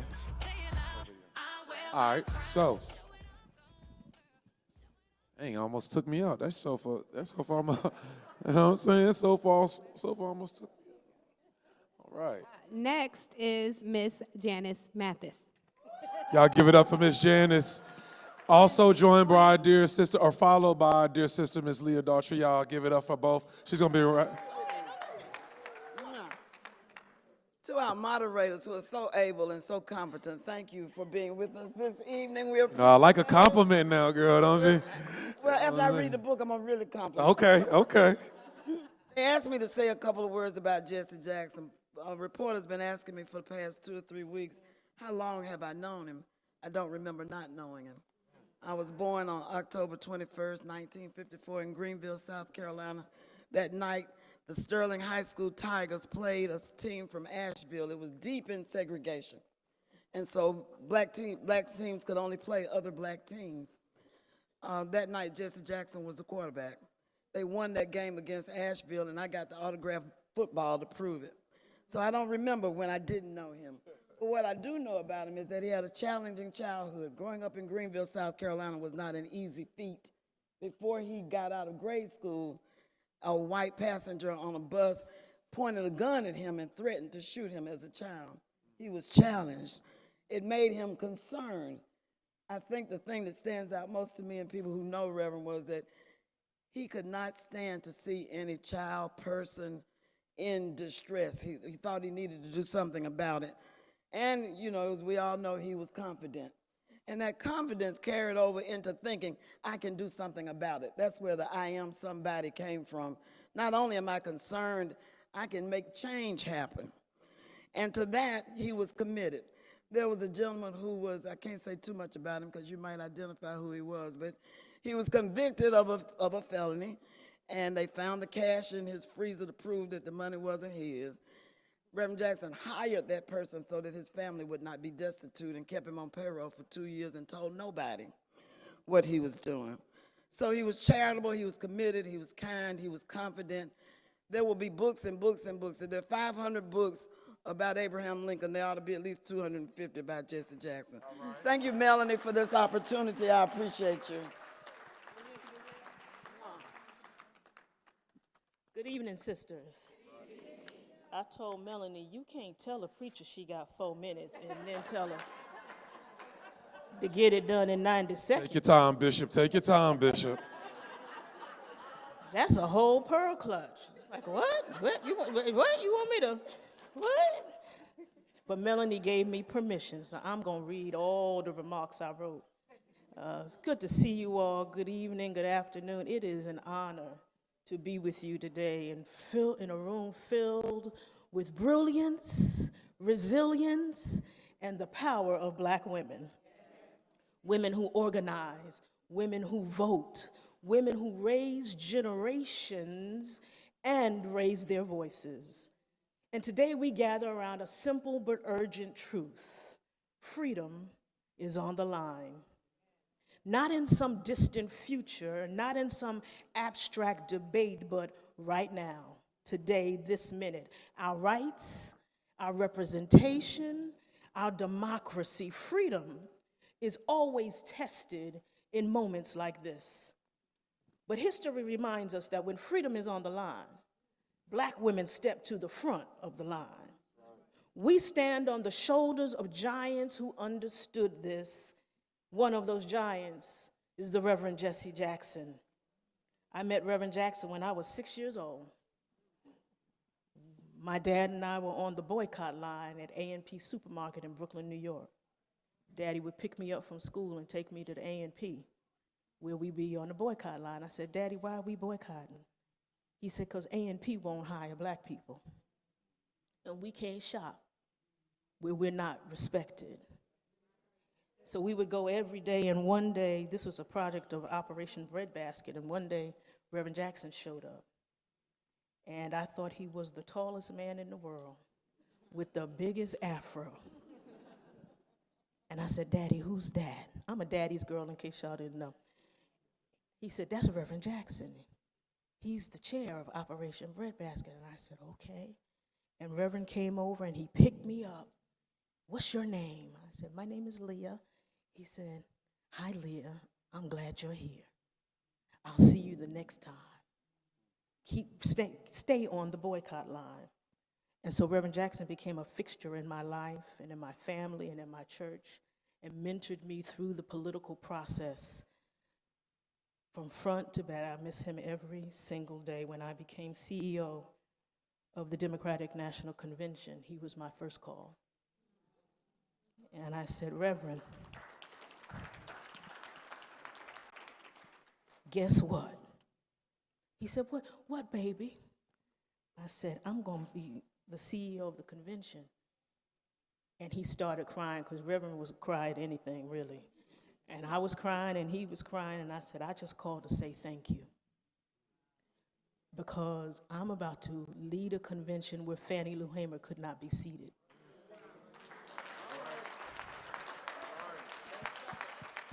And it's because of you and all the doors that you opened and all the ways that you made that this little chocolate child from Brooklyn, New York, who has been chief of staff of the party, is now going to run the Democratic Convention, not once, but twice. And so I am grateful. One of the things he taught us and taught the nation, something powerful during the Rainbow Coalition movement, he said, when we come together, Black, white, Latino, Asian, Native American, young, old, gay, straight, we formed the Rainbow Coalition. But Reverend Jackson knew that before the coalition could grow, Black women built the foundation. And Black women have always been the architects of democracy, from the church basements where movements were born, to the voting booths where history was made. From Fannie Lou Hamer, who declared she was sick and tired of being sick and tired, to Shirley Chisholm, who was unbossed and unbought, to the countless organizers, mothers, educators, entrepreneurs, and advocates in this very room. You are part of the legacy. But let us be clear, the freedoms that our ancestors marched for, bled for, and prayed for are being challenged every single day. The right to vote, the right to control our bodies, the right to equal opportunity, the right to shape the future of this country. Freedom is not guaranteed. Freedom must be defended. Reverend Jackson used to say, keep hope alive. But hope was never meant to sit quietly. Hope organizes, hope mobilizes, hope votes. Hope knocks on doors. Hope calls neighbors. Hope registers voters. Hope stands in line if it has to. And sisters, this election season demands that kind of hope. Because when black women vote, the nation moves forward. We've seen it again and again and again. When black women organize, policies change. When black women lead, communities rise. When black women vote, history shifts. So the call today is simple, not just inspiration, but activation. And I want to share something with you this evening. It's our soft launch. 3 years ago, we put together the Black Women's Leadership Collective, of organization of all of the national black women's organizations, from the sororities to Higher Heights. Y'all stand up, my partners are here. Higher Heights, Melanie Campbell, Sisters League. I see Stacy N.C. Grant. All of us, 12 of us that band together to organize, collaborate, plot, and plan together. And what we've decided to do, we are launching 1 million voters rising. We are going to register and engage 1 million black voters who are not currently registered to vote. We're so proud of our collective action. We're not doing this one and one. This is all 12 of us together exercising our power, and this is going to involve you. We want you to talk to your families, talk to your communities, talk to your churches, your sororities, and your networks. Holly and Karen are going to come later to tell you how this is all going to work. We are going to register voters, educate voters, protect the vote, because the truth is this: elections are not just about candidates. They are about the kind of country we choose to be. Reverend Jackson once said, "If my mind can conceive it, then I can achieve it." Well, sisters, today, our minds can conceive a freer future. Our hearts believe in justice, and now we must achieve it together. We leave here today not just inspired, but organized, not just hopeful, but mobilized, because when black women move, America moves. And in this moment, with freedom on the line, the nation needs us to move. The nation needs us to lead. So let's rise, let's organize, let's vote, and let's keep hope alive.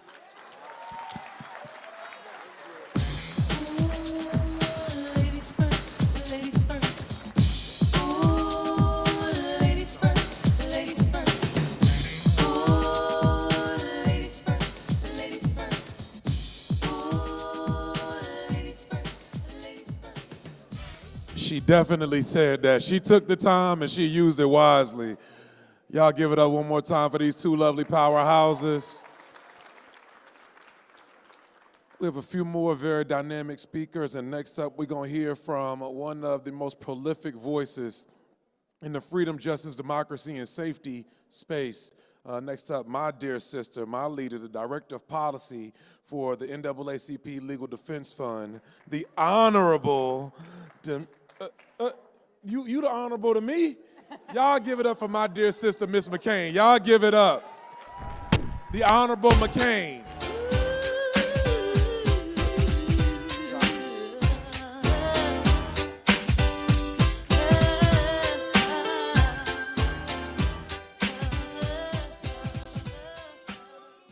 I am really pleased to be here on behalf of Janae Nelson, our President and Director Counsel of the Legal Defense Fund. You all, let me just take 2 seconds to say, these young ladies who were up here earlier, don't they remind you of Melanie Campbell when she was young and started the movement? What an amazing leader we have in Melanie. Give her a hand.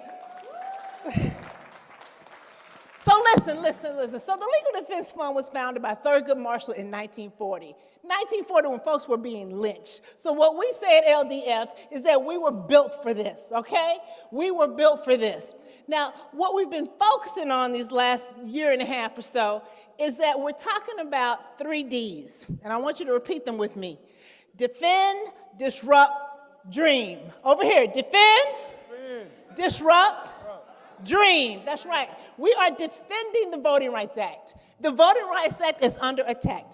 Our leader, Janae Nelson, went before the Supreme Court in October to defend Section 2 of the Voting Rights Act, which is the piece of the Voting Rights Act that's left for us to be able to fight when there is racial discrimination when it comes to voting and redistricting. I'm sure you guys have been heard about this racial gerrymandering and redistricting that's going on, right? So that's the defending. We're defending our voting rights, all right? And we are disrupting. Now, I know y'all were all on the Hill, and y'all all know about the Save America Act. You all know about the MEGA Act. All of these things that we all collectively need to try to disrupt. So you go and leave, when you leave here, you tell your folks at home to call 202, right? What's the number? I know Melanie's taught it to you. 202-224-3121 to contact your senators because they are galvanizing right now to try to get this across the finish line. But we're going to disrupt that, right? Now listen, everybody's running around celebrating the last 250 years. I know we're not celebrating the last 250 years. In fact, we never got democracy till 61 years ago when we got the Voting Rights Act. And so at this point, we need to dream. We need to dream because even though we had the Voting Rights Act and it did a lot for us, it actually could have been doing more. And so we've got to pass the John R. Lewis Voting Rights Advancement Act once we're able to take control, right? And so that's the dream. What do we want better than what we had before? So I'm going to leave you with this. Defend, disrupt, dream. That's my piece. Have a good one. Thank you, Demetria. Thank you. Okay, coming right up, we have Dr. Stacey Grant, who is the international president of Zeta Phi Beta Sorority Incorporated. My brother will want me to say he's a proud member of Phi Beta Sigma Incorporated, so I'll let him know. And she'll be followed by Victoria Kirby York, who's the director of public policy and programs for NBJC, the National Black Justice Collective. Dr. Grant, you have the floor. Thank you, Tiffany. Good evening. Now, I need more energy than that. Good evening. All right, I need everyone to stand up for a minute. We're not going to disrupt the assembly, but stand up. You've been sitting for a while. I need you to turn to your sister, give her a high five, and say, this summit has been incredible, but the real highlight is you got to sit next to me tonight. All right, now you may be seated. As Tiffany said, my name is Dr. Stacey N.C. Grant. I'm the international president and CEO of Zeta Phi Beta Sorority Incorporated, and I'm also the chairwoman of the Divine Nine National Panhellenic Council, Council of Presidents. So I stand here tonight representing all of us. It's not about separating who we are and our rich legacy. It's about the complement that we are to each other because all of our founders had the same mission. We all just chose different means to the same end. And at the end of the day, for those of you of faith, God's not going to ask you what letters you wore here on earth. He's going to ask you what you did for the least of these. So when you see us talk about D9 Stronger Together, it is because we realize that our actions speak louder than words. You've seen us collectively work together for voter education, mobilization, and protection. You're going to see us partner, as you heard Bishop Daughtry Shea, all of us are coming together around increasing our voters. But what's truly important in a moment like this is something that I heard Bishop S.Y. Younger share on a prayer series he was doing with Pastor Hannah. He said, and this is for those of you who spiritually get it, the enemy is trying to wear you out, to make you feel so exhausted with the craziness that we see every day that you do nothing. Well, I came tonight to just share, one, that the D9, not only are we stronger together, we are working together with this coalition to make sure we get the job done. But any retarded demon who would think he could stop black women from doing the assignment that God gave us to do, he's on notice tonight. He will be defeated. God is still the same God of yesterday, today, and tomorrow. Black people have done hard, and we've done worse than this, even though we haven't seen this. It's just coming disguised in a different package. So we have to remember what flows through our blood, and those of us at the D9, we're proud of the resilience of our founders to establish themselves in a day when we weren't wanted on college campuses, that we could achieve the dream of having an education and pouring back through scholarship, through service, through our philanthropy to make sure our communities are better than how we found it. So being a part of tonight makes my heart so full when I saw those young women come in this room. Tiffany, you weren't the only one who had the thug tear coming down. I said, I got to hold on to the last, Jesus. But I thank God that we have this opportunity to come together, and I want to end my remarks with thanking Melanie again. We cannot say it enough. Melanie Campbell is an example of what a true sister is, and we salute you. We thank you to be able to work with the Black Women's Leadership Collective with all this power in the room. I want you to know nobody is coming to save us, Dr. West Bellamy. We will save ourselves because God has given us everything we need. And when they try to stop us, it just gives us more energy to keep rising because as Bishop shared from Reverend Jesse Jackson, not only are we going to keep hope alive, we're going to flash it in their face because they can't stop Black women. They've been trying for centuries. It can't work. It won't work. Not on our watch. We will continue to rise. God bless you, and let's keep the power with us.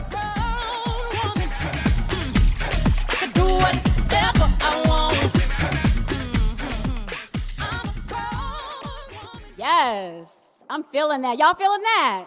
The energy in this room is amazing. I'm so grateful to be here. Victoria Kirby York, again, the Director of Public Policy and Programs at the National Black Justice Collective. I want to thank Mel and everyone with the National Coalition on Black Civic Participation, the Black Women's Roundtable, and all of you for the opportunity to bring some brief remarks. We gonna keep it brief? Yes, all right. So Bayard Rustin, the openly same-gender loving architect of the 1963 March on Washington, taught us that we are all one. And if we don't know it, we will learn it the hard way. Now, I know we can be some hard-headed folks sometimes, but can I hear whether we're gonna keep being hard-headed? Nah, we're not doing that. We're not doing that. So I wanna speak plainly today because the moment demands it. Opponents of justice are betting that we won't be in community with each other, that we won't continue to connect the dots with each other of how all of our movements are being targeted and what the blueprint is for the future they're trying to build. They started out in Florida saying, don't say gay, don't say trans at school, at work, and the next thing you know we had don't say Black, as we call it, right? But don't say Black didn't just stay don't say Black, it became don't say diversity, don't say equity, don't say inclusion, don't say accessibility, don't say anything that will speak to the kind of country that empowers all of its people to be a part of the democracy and have a voice at the table. We're seeing right now an administration that seeks to do experiments on largely Black transgender people in prisons. Do you think they're gonna stop with Black transgender people in the prisons when it comes to these experiments that they're trying to do and use our taxpayer dollars to fund? No. They're gonna continue to do what they've done in the past, right? Come after everybody Black. We're not having that, are we? No, because we're not hard-headed. They are. They're gonna learn it the hard way. Because we are and will continue to come together. We saw in Florida, they pulled 14,000 people off their HIV medication. We know that disproportionately Black folks, it doesn't matter if you are a Black woman, gay, straight, young, or old, or trans, HIV disproportionately impacts our people. And so whether it's Florida or the other dozen states who have tried to do the same thing, these are Black folks that are hurting. But I don't think they're gonna stop with HIV. Do you? We finally have the cure to sickle cell, right? It's amazing. Another disease or illness that disproportionately impacts Black people. We need them to make the cure accessible, right? Because right now it's over $1 million, right? So when you start to see what they're doing, right, with HIV and next, who knows? They don't care whether our people live. We have to make them care. Black trans folks have medications that are being banned all across this country. The scary thing is that if they're able to continue to do this, it sets a precedent for a whole host of other kinds of medications to be banned. And so we have to start the speak out now against what's happening. Because it's testosterone and estrogen today, tomorrow it might be insulin. When they talk about banning trans folks from sports, they forget to tell you the fine print, that there's 15 trans folks in the NCAA out of 500,000. You know who ends up targeted most when they start trying to define who a woman is? Black women. We've seen that in the Olympics time and time again, where those of us with naturally occurring higher levels of testosterone have been prevented from being able to compete. We know they're not going to stop there. So we have to come together, and NBJC exists to bridge the Black racial justice movement for civil rights and the LGBTQ+ and same-gender loving movement. We want to partner with all of you to help connect these dots and make sure your members understand that what impacts one part of the Black family impacts all of us. Because they're paying a lot of money into this bet, and I hope they blow it all. Because I know I know Black folks blow all the money because it didn't work in the last 2 elections. Black folks stayed united. We stay on mission, right? So I hope that they bet it all and lose it all. We must build coalitions that refuse to compromise anyone's humanity so that there are no fractures along race, gender, sexuality, class. We have to stand together. And as I close, we can't shy away from hard conversations or from communities that we may not be as familiar with. We need all of us at the table. Are you gonna come with me? All right, so join NBJC for our 3rd annual Equity Week here in DC, June 10th to 12th, to fight together, find joy together. You can learn more at nbjc.org, and remember, we are all one. And if we don't know it, we will learn it the hard way. Let that lesson be for our opponents, not for us. Thank you. Thank you. Thank you, Victoria Kirby York. We will let our good brother David Johns know you brought a word tonight. Joining us now is Assistant Chief Tina P. Laguna, and I just want to stress again, because of the time, it is after 8 p.m., so just asking politely that we keep our remarks brief, and there's a clock there to keep everyone on time. But very excited to hear everyone's remarks. All right, good evening, good evening. How's everyone doing tonight? Wonderful. So I tend to obey the law and rules, so I'm going to do my best. Again, my name is Tina Laguna. I am an assistant chief with Alexandria Police Department. Chief Laguna. Thank you. But I'm here tonight representing NOBLE, which is the National Organization of Black Law Enforcement Executives. Black Law Enforcement Executives. We did not change our name, and we are not going to change our name. If you do not know, NOBLE is also going to be 50 years old this year. And NOBLE started with a group of law enforcement executives who knew they needed to come together to talk about crime in the urban community because no one else was. There was no one that looked like them, that looked like us, that wanted to address it.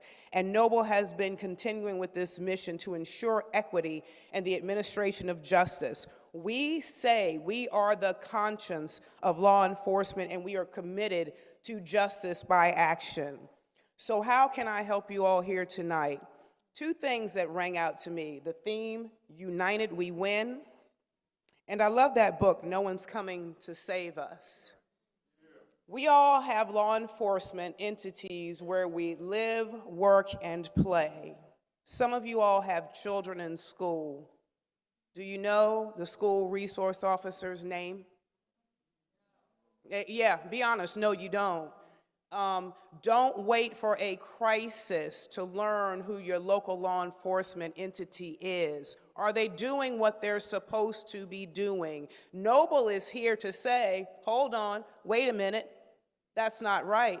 But we're living in a time where some law enforcement entities that were under consent decrees, and if you don't know what that means you were super bad. The consent decree is being removed, wiped away, non-existent, and some of those agencies are going back to their same old bad habits. So my ask of you all tonight is to partner with us, partner with NOBLE, partner with your local law enforcement entities that are trying to do what's right. They need you. Volunteer. Guess what? Do the job. I'm gonna tell you one quick fact and then I'm gonna go. 18,000 law enforcement agencies in the United States of America. only about 12% of the employees, and I'm talking about police officers, are women. Only 12% are women. When we have research that says women are better communicators, women automatically do better at de-escalation. Women have fewer complaints on uses of force, but only 12% of the workforce is women. Now, I got one more for you. The CEO of those agencies, only 2% are women. Do you see now why I say we need you? Volunteer, come by and visit. Say hello to your local officer.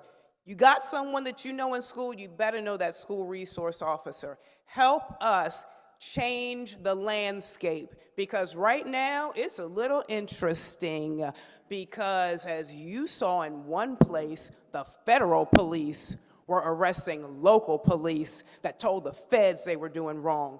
Stand up, do something, because if we wait, it's gonna be bad. Thank you very much. Thank you, Assistant Chief Tina Laguna.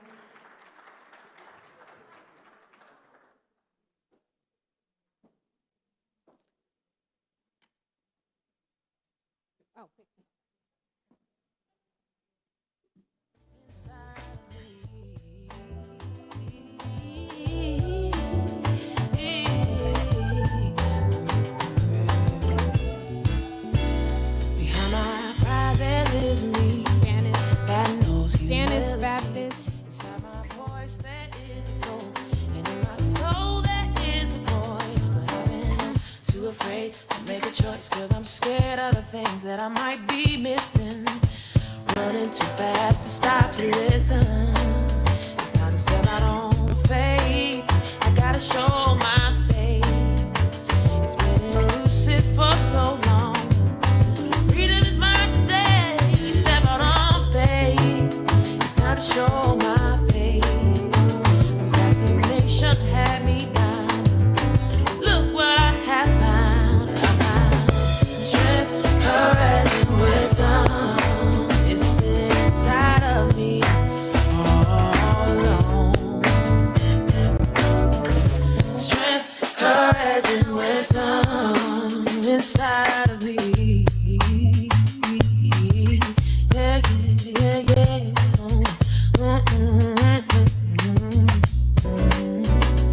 I close my eyes and I think of all the things that I want to see.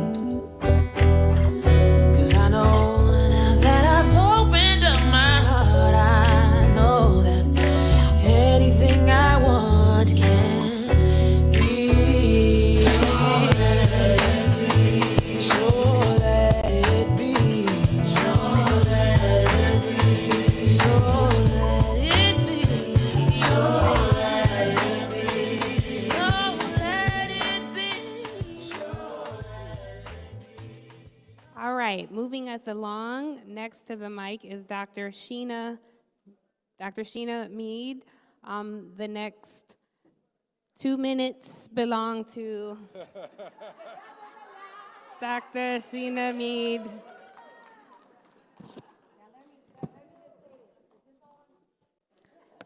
The good doctor, Miss Tiffany, y'all go ahead and sit down. Y'all go ahead and sit down, because let me tell y'all how God works. Miss Cleola Brown ain't here, so I'm reclaiming her time. And I was supposed to be on the panel, but somehow God made me the last speaker. So I get to put on my resume, I was a keynote at the Black Women's Roundtable this year. Look at God, amen? Amen. Y'all be cute, because y'all real cute. But I'm be respectful of time. But I want to say good evening, women of power.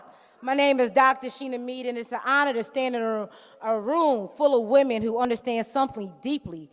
When opportunity is on the line, we do not sit on the sidelines. We organize, we mobilize, and we lead. And make no mistake, in 2026, opportunity is on the line. Across this country, we've already heard that there are efforts to roll back rights, limit opportunities, weaken the very systems meant to create fairness and possibility for all of us. And in moments like this, history shows us something powerful. Black women have always been a core part of that process. But tonight I want to talk about a quieter barrier to freedom, one that keeps millions of women locked out of opportunity long after they have paid their debts. In the United States, today, there are over 18 million adult women who have an arrest or a conviction. That is 14% of women in this country. They are our mothers, our daughters, our aunties, our big mamas.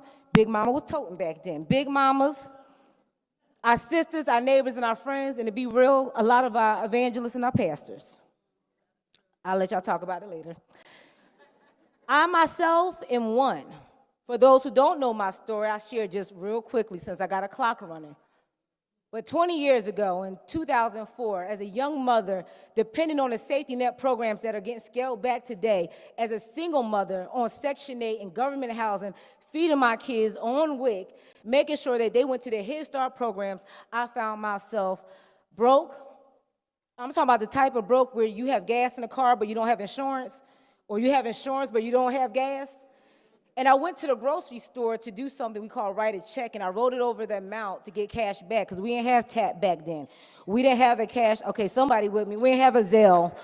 Okay, you had to go on faith and financial, you had to go on faith that they would not cash that check on, okay, oh yeah, somebody got me. But anyway, because I only got 20 seconds, but what happened was, I wrote the check and it bounced. Not only did it bounce, it got returns. And in the state of Florida, a check under $150 is considered a worthless check. And it was deemed enough to send a warrant to arrest me at my house for a check for $87.26. I had a $500 bond at that time for $87.26. So right there in front of my 4 children at that time, they saw me get arrested for 2 cops. And I thought I paid the check back, did all the court stuff, and I thought that my sentence ended, but it did not, because 94% of employers and 72% of colleges and universities use background checks. And even decade-old records, sometimes for low-level offenses, can block you from jobs, education, economic security for the rest of your life. So let me just tell the truth of how we got here. The United States is home to just 4% of the world's women. Yet we incarcerate a quarter of the world's incarcerated women and girls. Since 1980, the number of incarcerated women has grown more than 7-fold. And the burden falls hardest on black women. Even today, black women are in prison at nearly twice the rate of white women. But the impact doesn't stop at prison walls. 62% of incarcerated women are mothers to children under 18.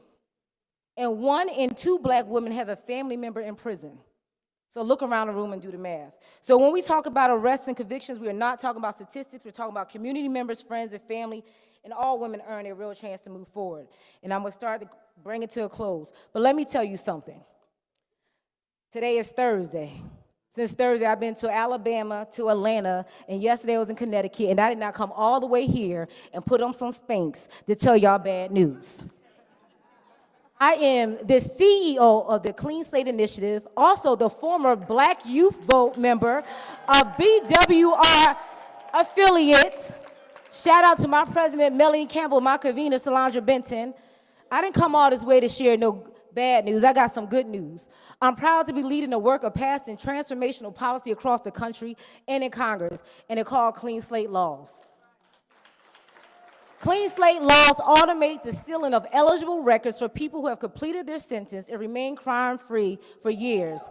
They remove unnecessary red tape to allow employers and schools to focus on what people are today and not the mistakes they made years ago. And what I'm proud of, in the last 5 years, I've been able in both administrations to pass clean slate laws in 13 states and D.C., and 18 million people is on the pathway to freedom. The opportunity is enormous. If Clean Slate passed in all 50 states, more than 9 million women could have their records fully sealed. Over 12 million women could qualify for partial release. So this is bigger than policy. Because the truth is, we can't make a country great while we're leaving 70 to 100 million people behind, including women, locking them out of the workforce, education. But change doesn't happen on its own. It happens when we organize. It happens when we demand better. And what happens when black women use our voices and our power. So when democracy is tested, when freedom's on the line, when opportunities are on attack, we rise. So tonight, let this be our call to action. I want to just close with this real quick. I just want to just say I came from Connecticut to here. I was in Connecticut with Governor Lamont to talk about implementation. They started racing records, and I was sitting there with a sister named Sister Miss Smith. And she talked about having a record and how people said, well, just wait. Hope is on the way. And something she said was, people don't know the weight of having to wait. So we have a chant at Clean Slate. We say, clean slate, can't wait. So clean slate, clean slate, clean slate. And let's keep doing what we do as Black women, what we have always done, leading this country towards justice, freedom, and future where everyone has a chance to thrive. Thank y'all. Shining, yeah. All of this winning, I've been losing my mind. Oh, hold on, don't try to slow me down. Hold on, don't try to slow me down. And now to make a Mac.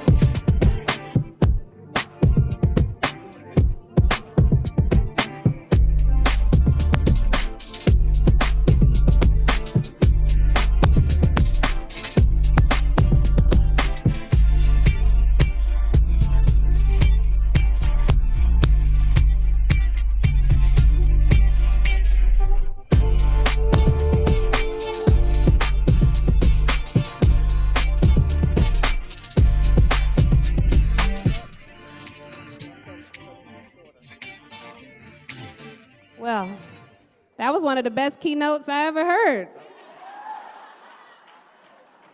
Thank you, Dr. Mead.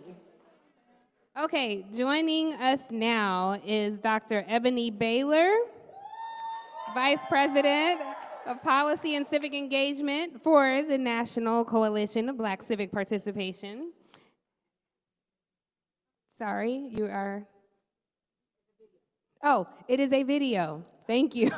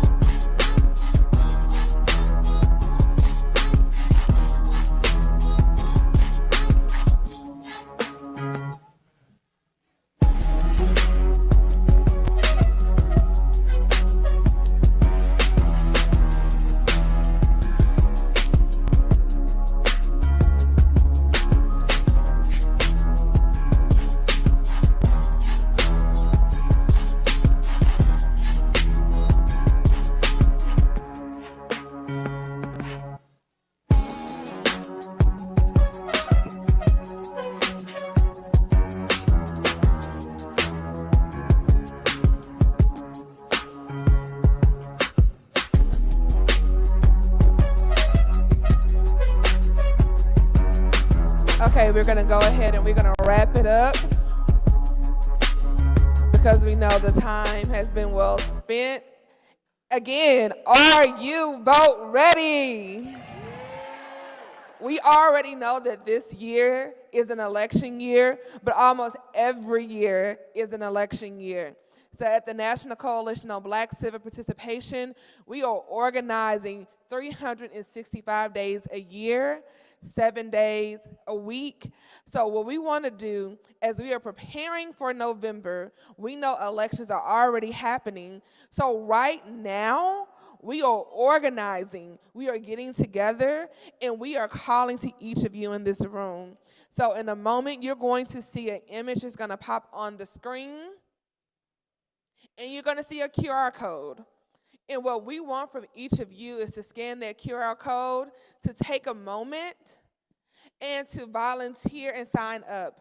The coalition only works when we all collectively work together and organize together. You all are the leaders in your communities, and you are the one who are making the changes and getting people out to vote every day. And so we want to make sure that we are organizing strategically and we are ready to win. Because again, united, we win. And so with that, take a moment, scan the QR code. We want to see all of you participating in organizing all year long. And with that, I am going to call my sisters, Petey Tally and... Oh, no. Thank you. In the morning. I am so sorry. Apology. But thank you all so much. United we win. And power to the ballot. Thank you, Dr. Baylor. Yep.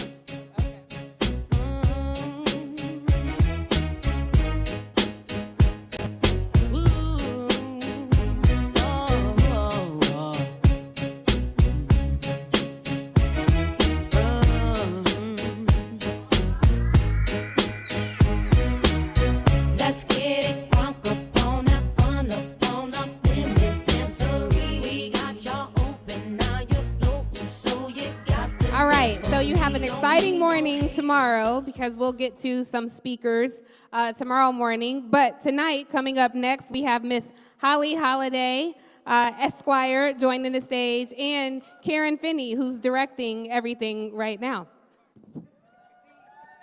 So Holly thought she might get out of helping me do this, but I said, no, we're going to do it right here. So we've been hearing a lot about voting, and obviously it's important, but one of the things this country takes for granted, we have millions of Black Americans who are eligible to vote, but guess what? They ain't registered. So as Leah mentioned, we're doing a soft launch of a program that is the Black Women's Leadership Collective and the 12 organizations that are part of the collective, because we want to change that. We want to be 1 million strong by 2028. And y'all are gonna help us. Yep. We're launching. Really, that's the best you can do for 1 million more voters? All right. Because look, y'all, we've got to make voting, it's a verb, not a noun. It's got to be a habit, right? And we know, you're going to learn more about this in the poll, our people need to understand how voting and their civic engagement results in things like a Black woman on the Supreme Court, right? Yeah. So that's what we're going to do. I think we've got a graphic, and Holly's going to talk to you about the elements of the program. And we want you all to be involved so that we have what? 1 million more voters. Well, Black voters. Well, first of all, it's good to be at the homecoming. I think we have a graphic. It will come up in a minute, but here's the deal. We know how to register. You saw the people voting, going through the neighborhood. We got them people. That's amazing. We're doing that work. That work is part of the program. The work that you will do in the organization is part of the program. But then there's some people that, and I love that I'm coming behind Sheena because she set the stage. We don't always remember that some of the people that we're missing is our own damn people.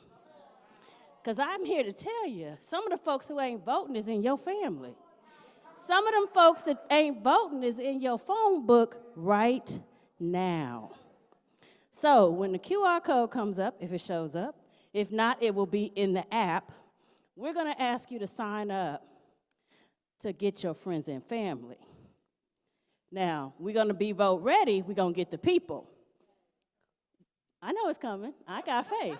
She's just talking. But this is to make sure that the people closest to you are registered to vote. Because let's be honest, you got the most influence with them. They calling you for everything anyway. How many people got in this room? I'm gonna just take a quick survey. How many in this room got people who calling them for gas money? Come on. Come on, come on, don't be ashamed. We all up in here together. How many people got people in their phone book right now who's gonna call them and say, hey, I just need a quick favor from you. Whatever it is. And some of them people not only are not voting, they're not even registered. Well, we're gonna give you the ability to know who they are.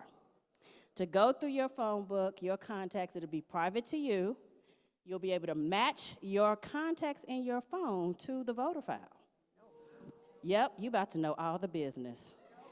So when that person reaches out to you, you're gonna collect them, you're gonna put together your circle of 10, and those are gonna be the people you're gonna be in conversation with for the next couple of years. You're gonna make sure they do what they do, and we're gonna hold them accountable. And when the QR code shows up on the screen or in the app, you're gonna sign up. Can I get a commitment to do that?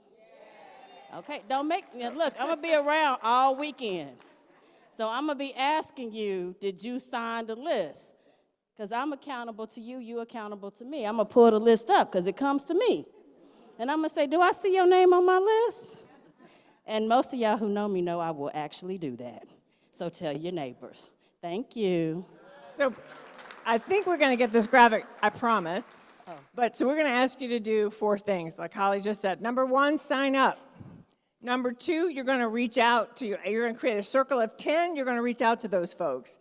Number 3, you're going to get a toolkit that's going to help you have conversations. It's going to have an app that makes it real easy to find your vote, find people, talk to them, remind them. Because remember, there are elections happening all the time, right?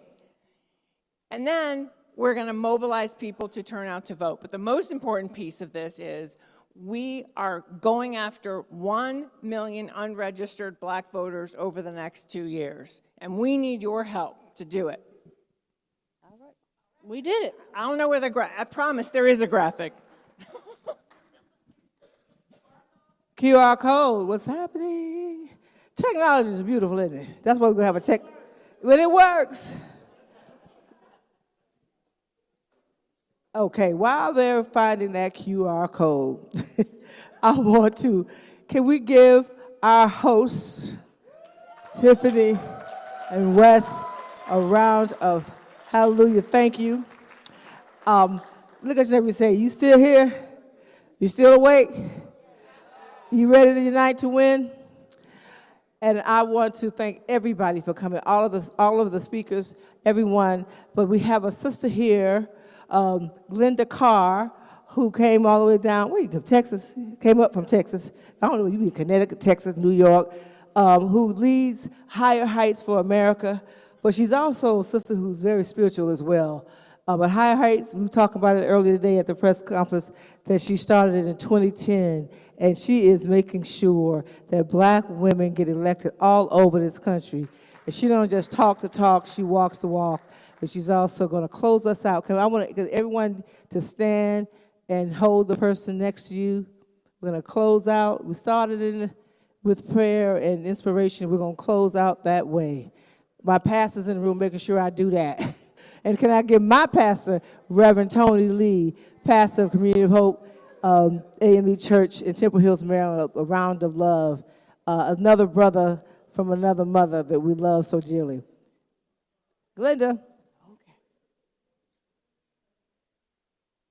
So as we close out this evening of sisterhood with some brothers who love the sisters who lead, let us leave knowing that we stand on the shoulders of our great-grandmothers, our grandmothers, our daughters, into the future of our great-grandchildren and our grandchildren.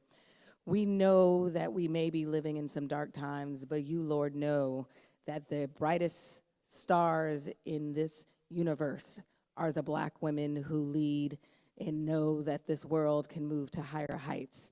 So as we leave this evening and prepare for the summit for the remainder of the weekend, where we will pray, where we learn, where we will begin the fight to move forward, that we know that for every mountain that you brought us over, that we all have a role to play.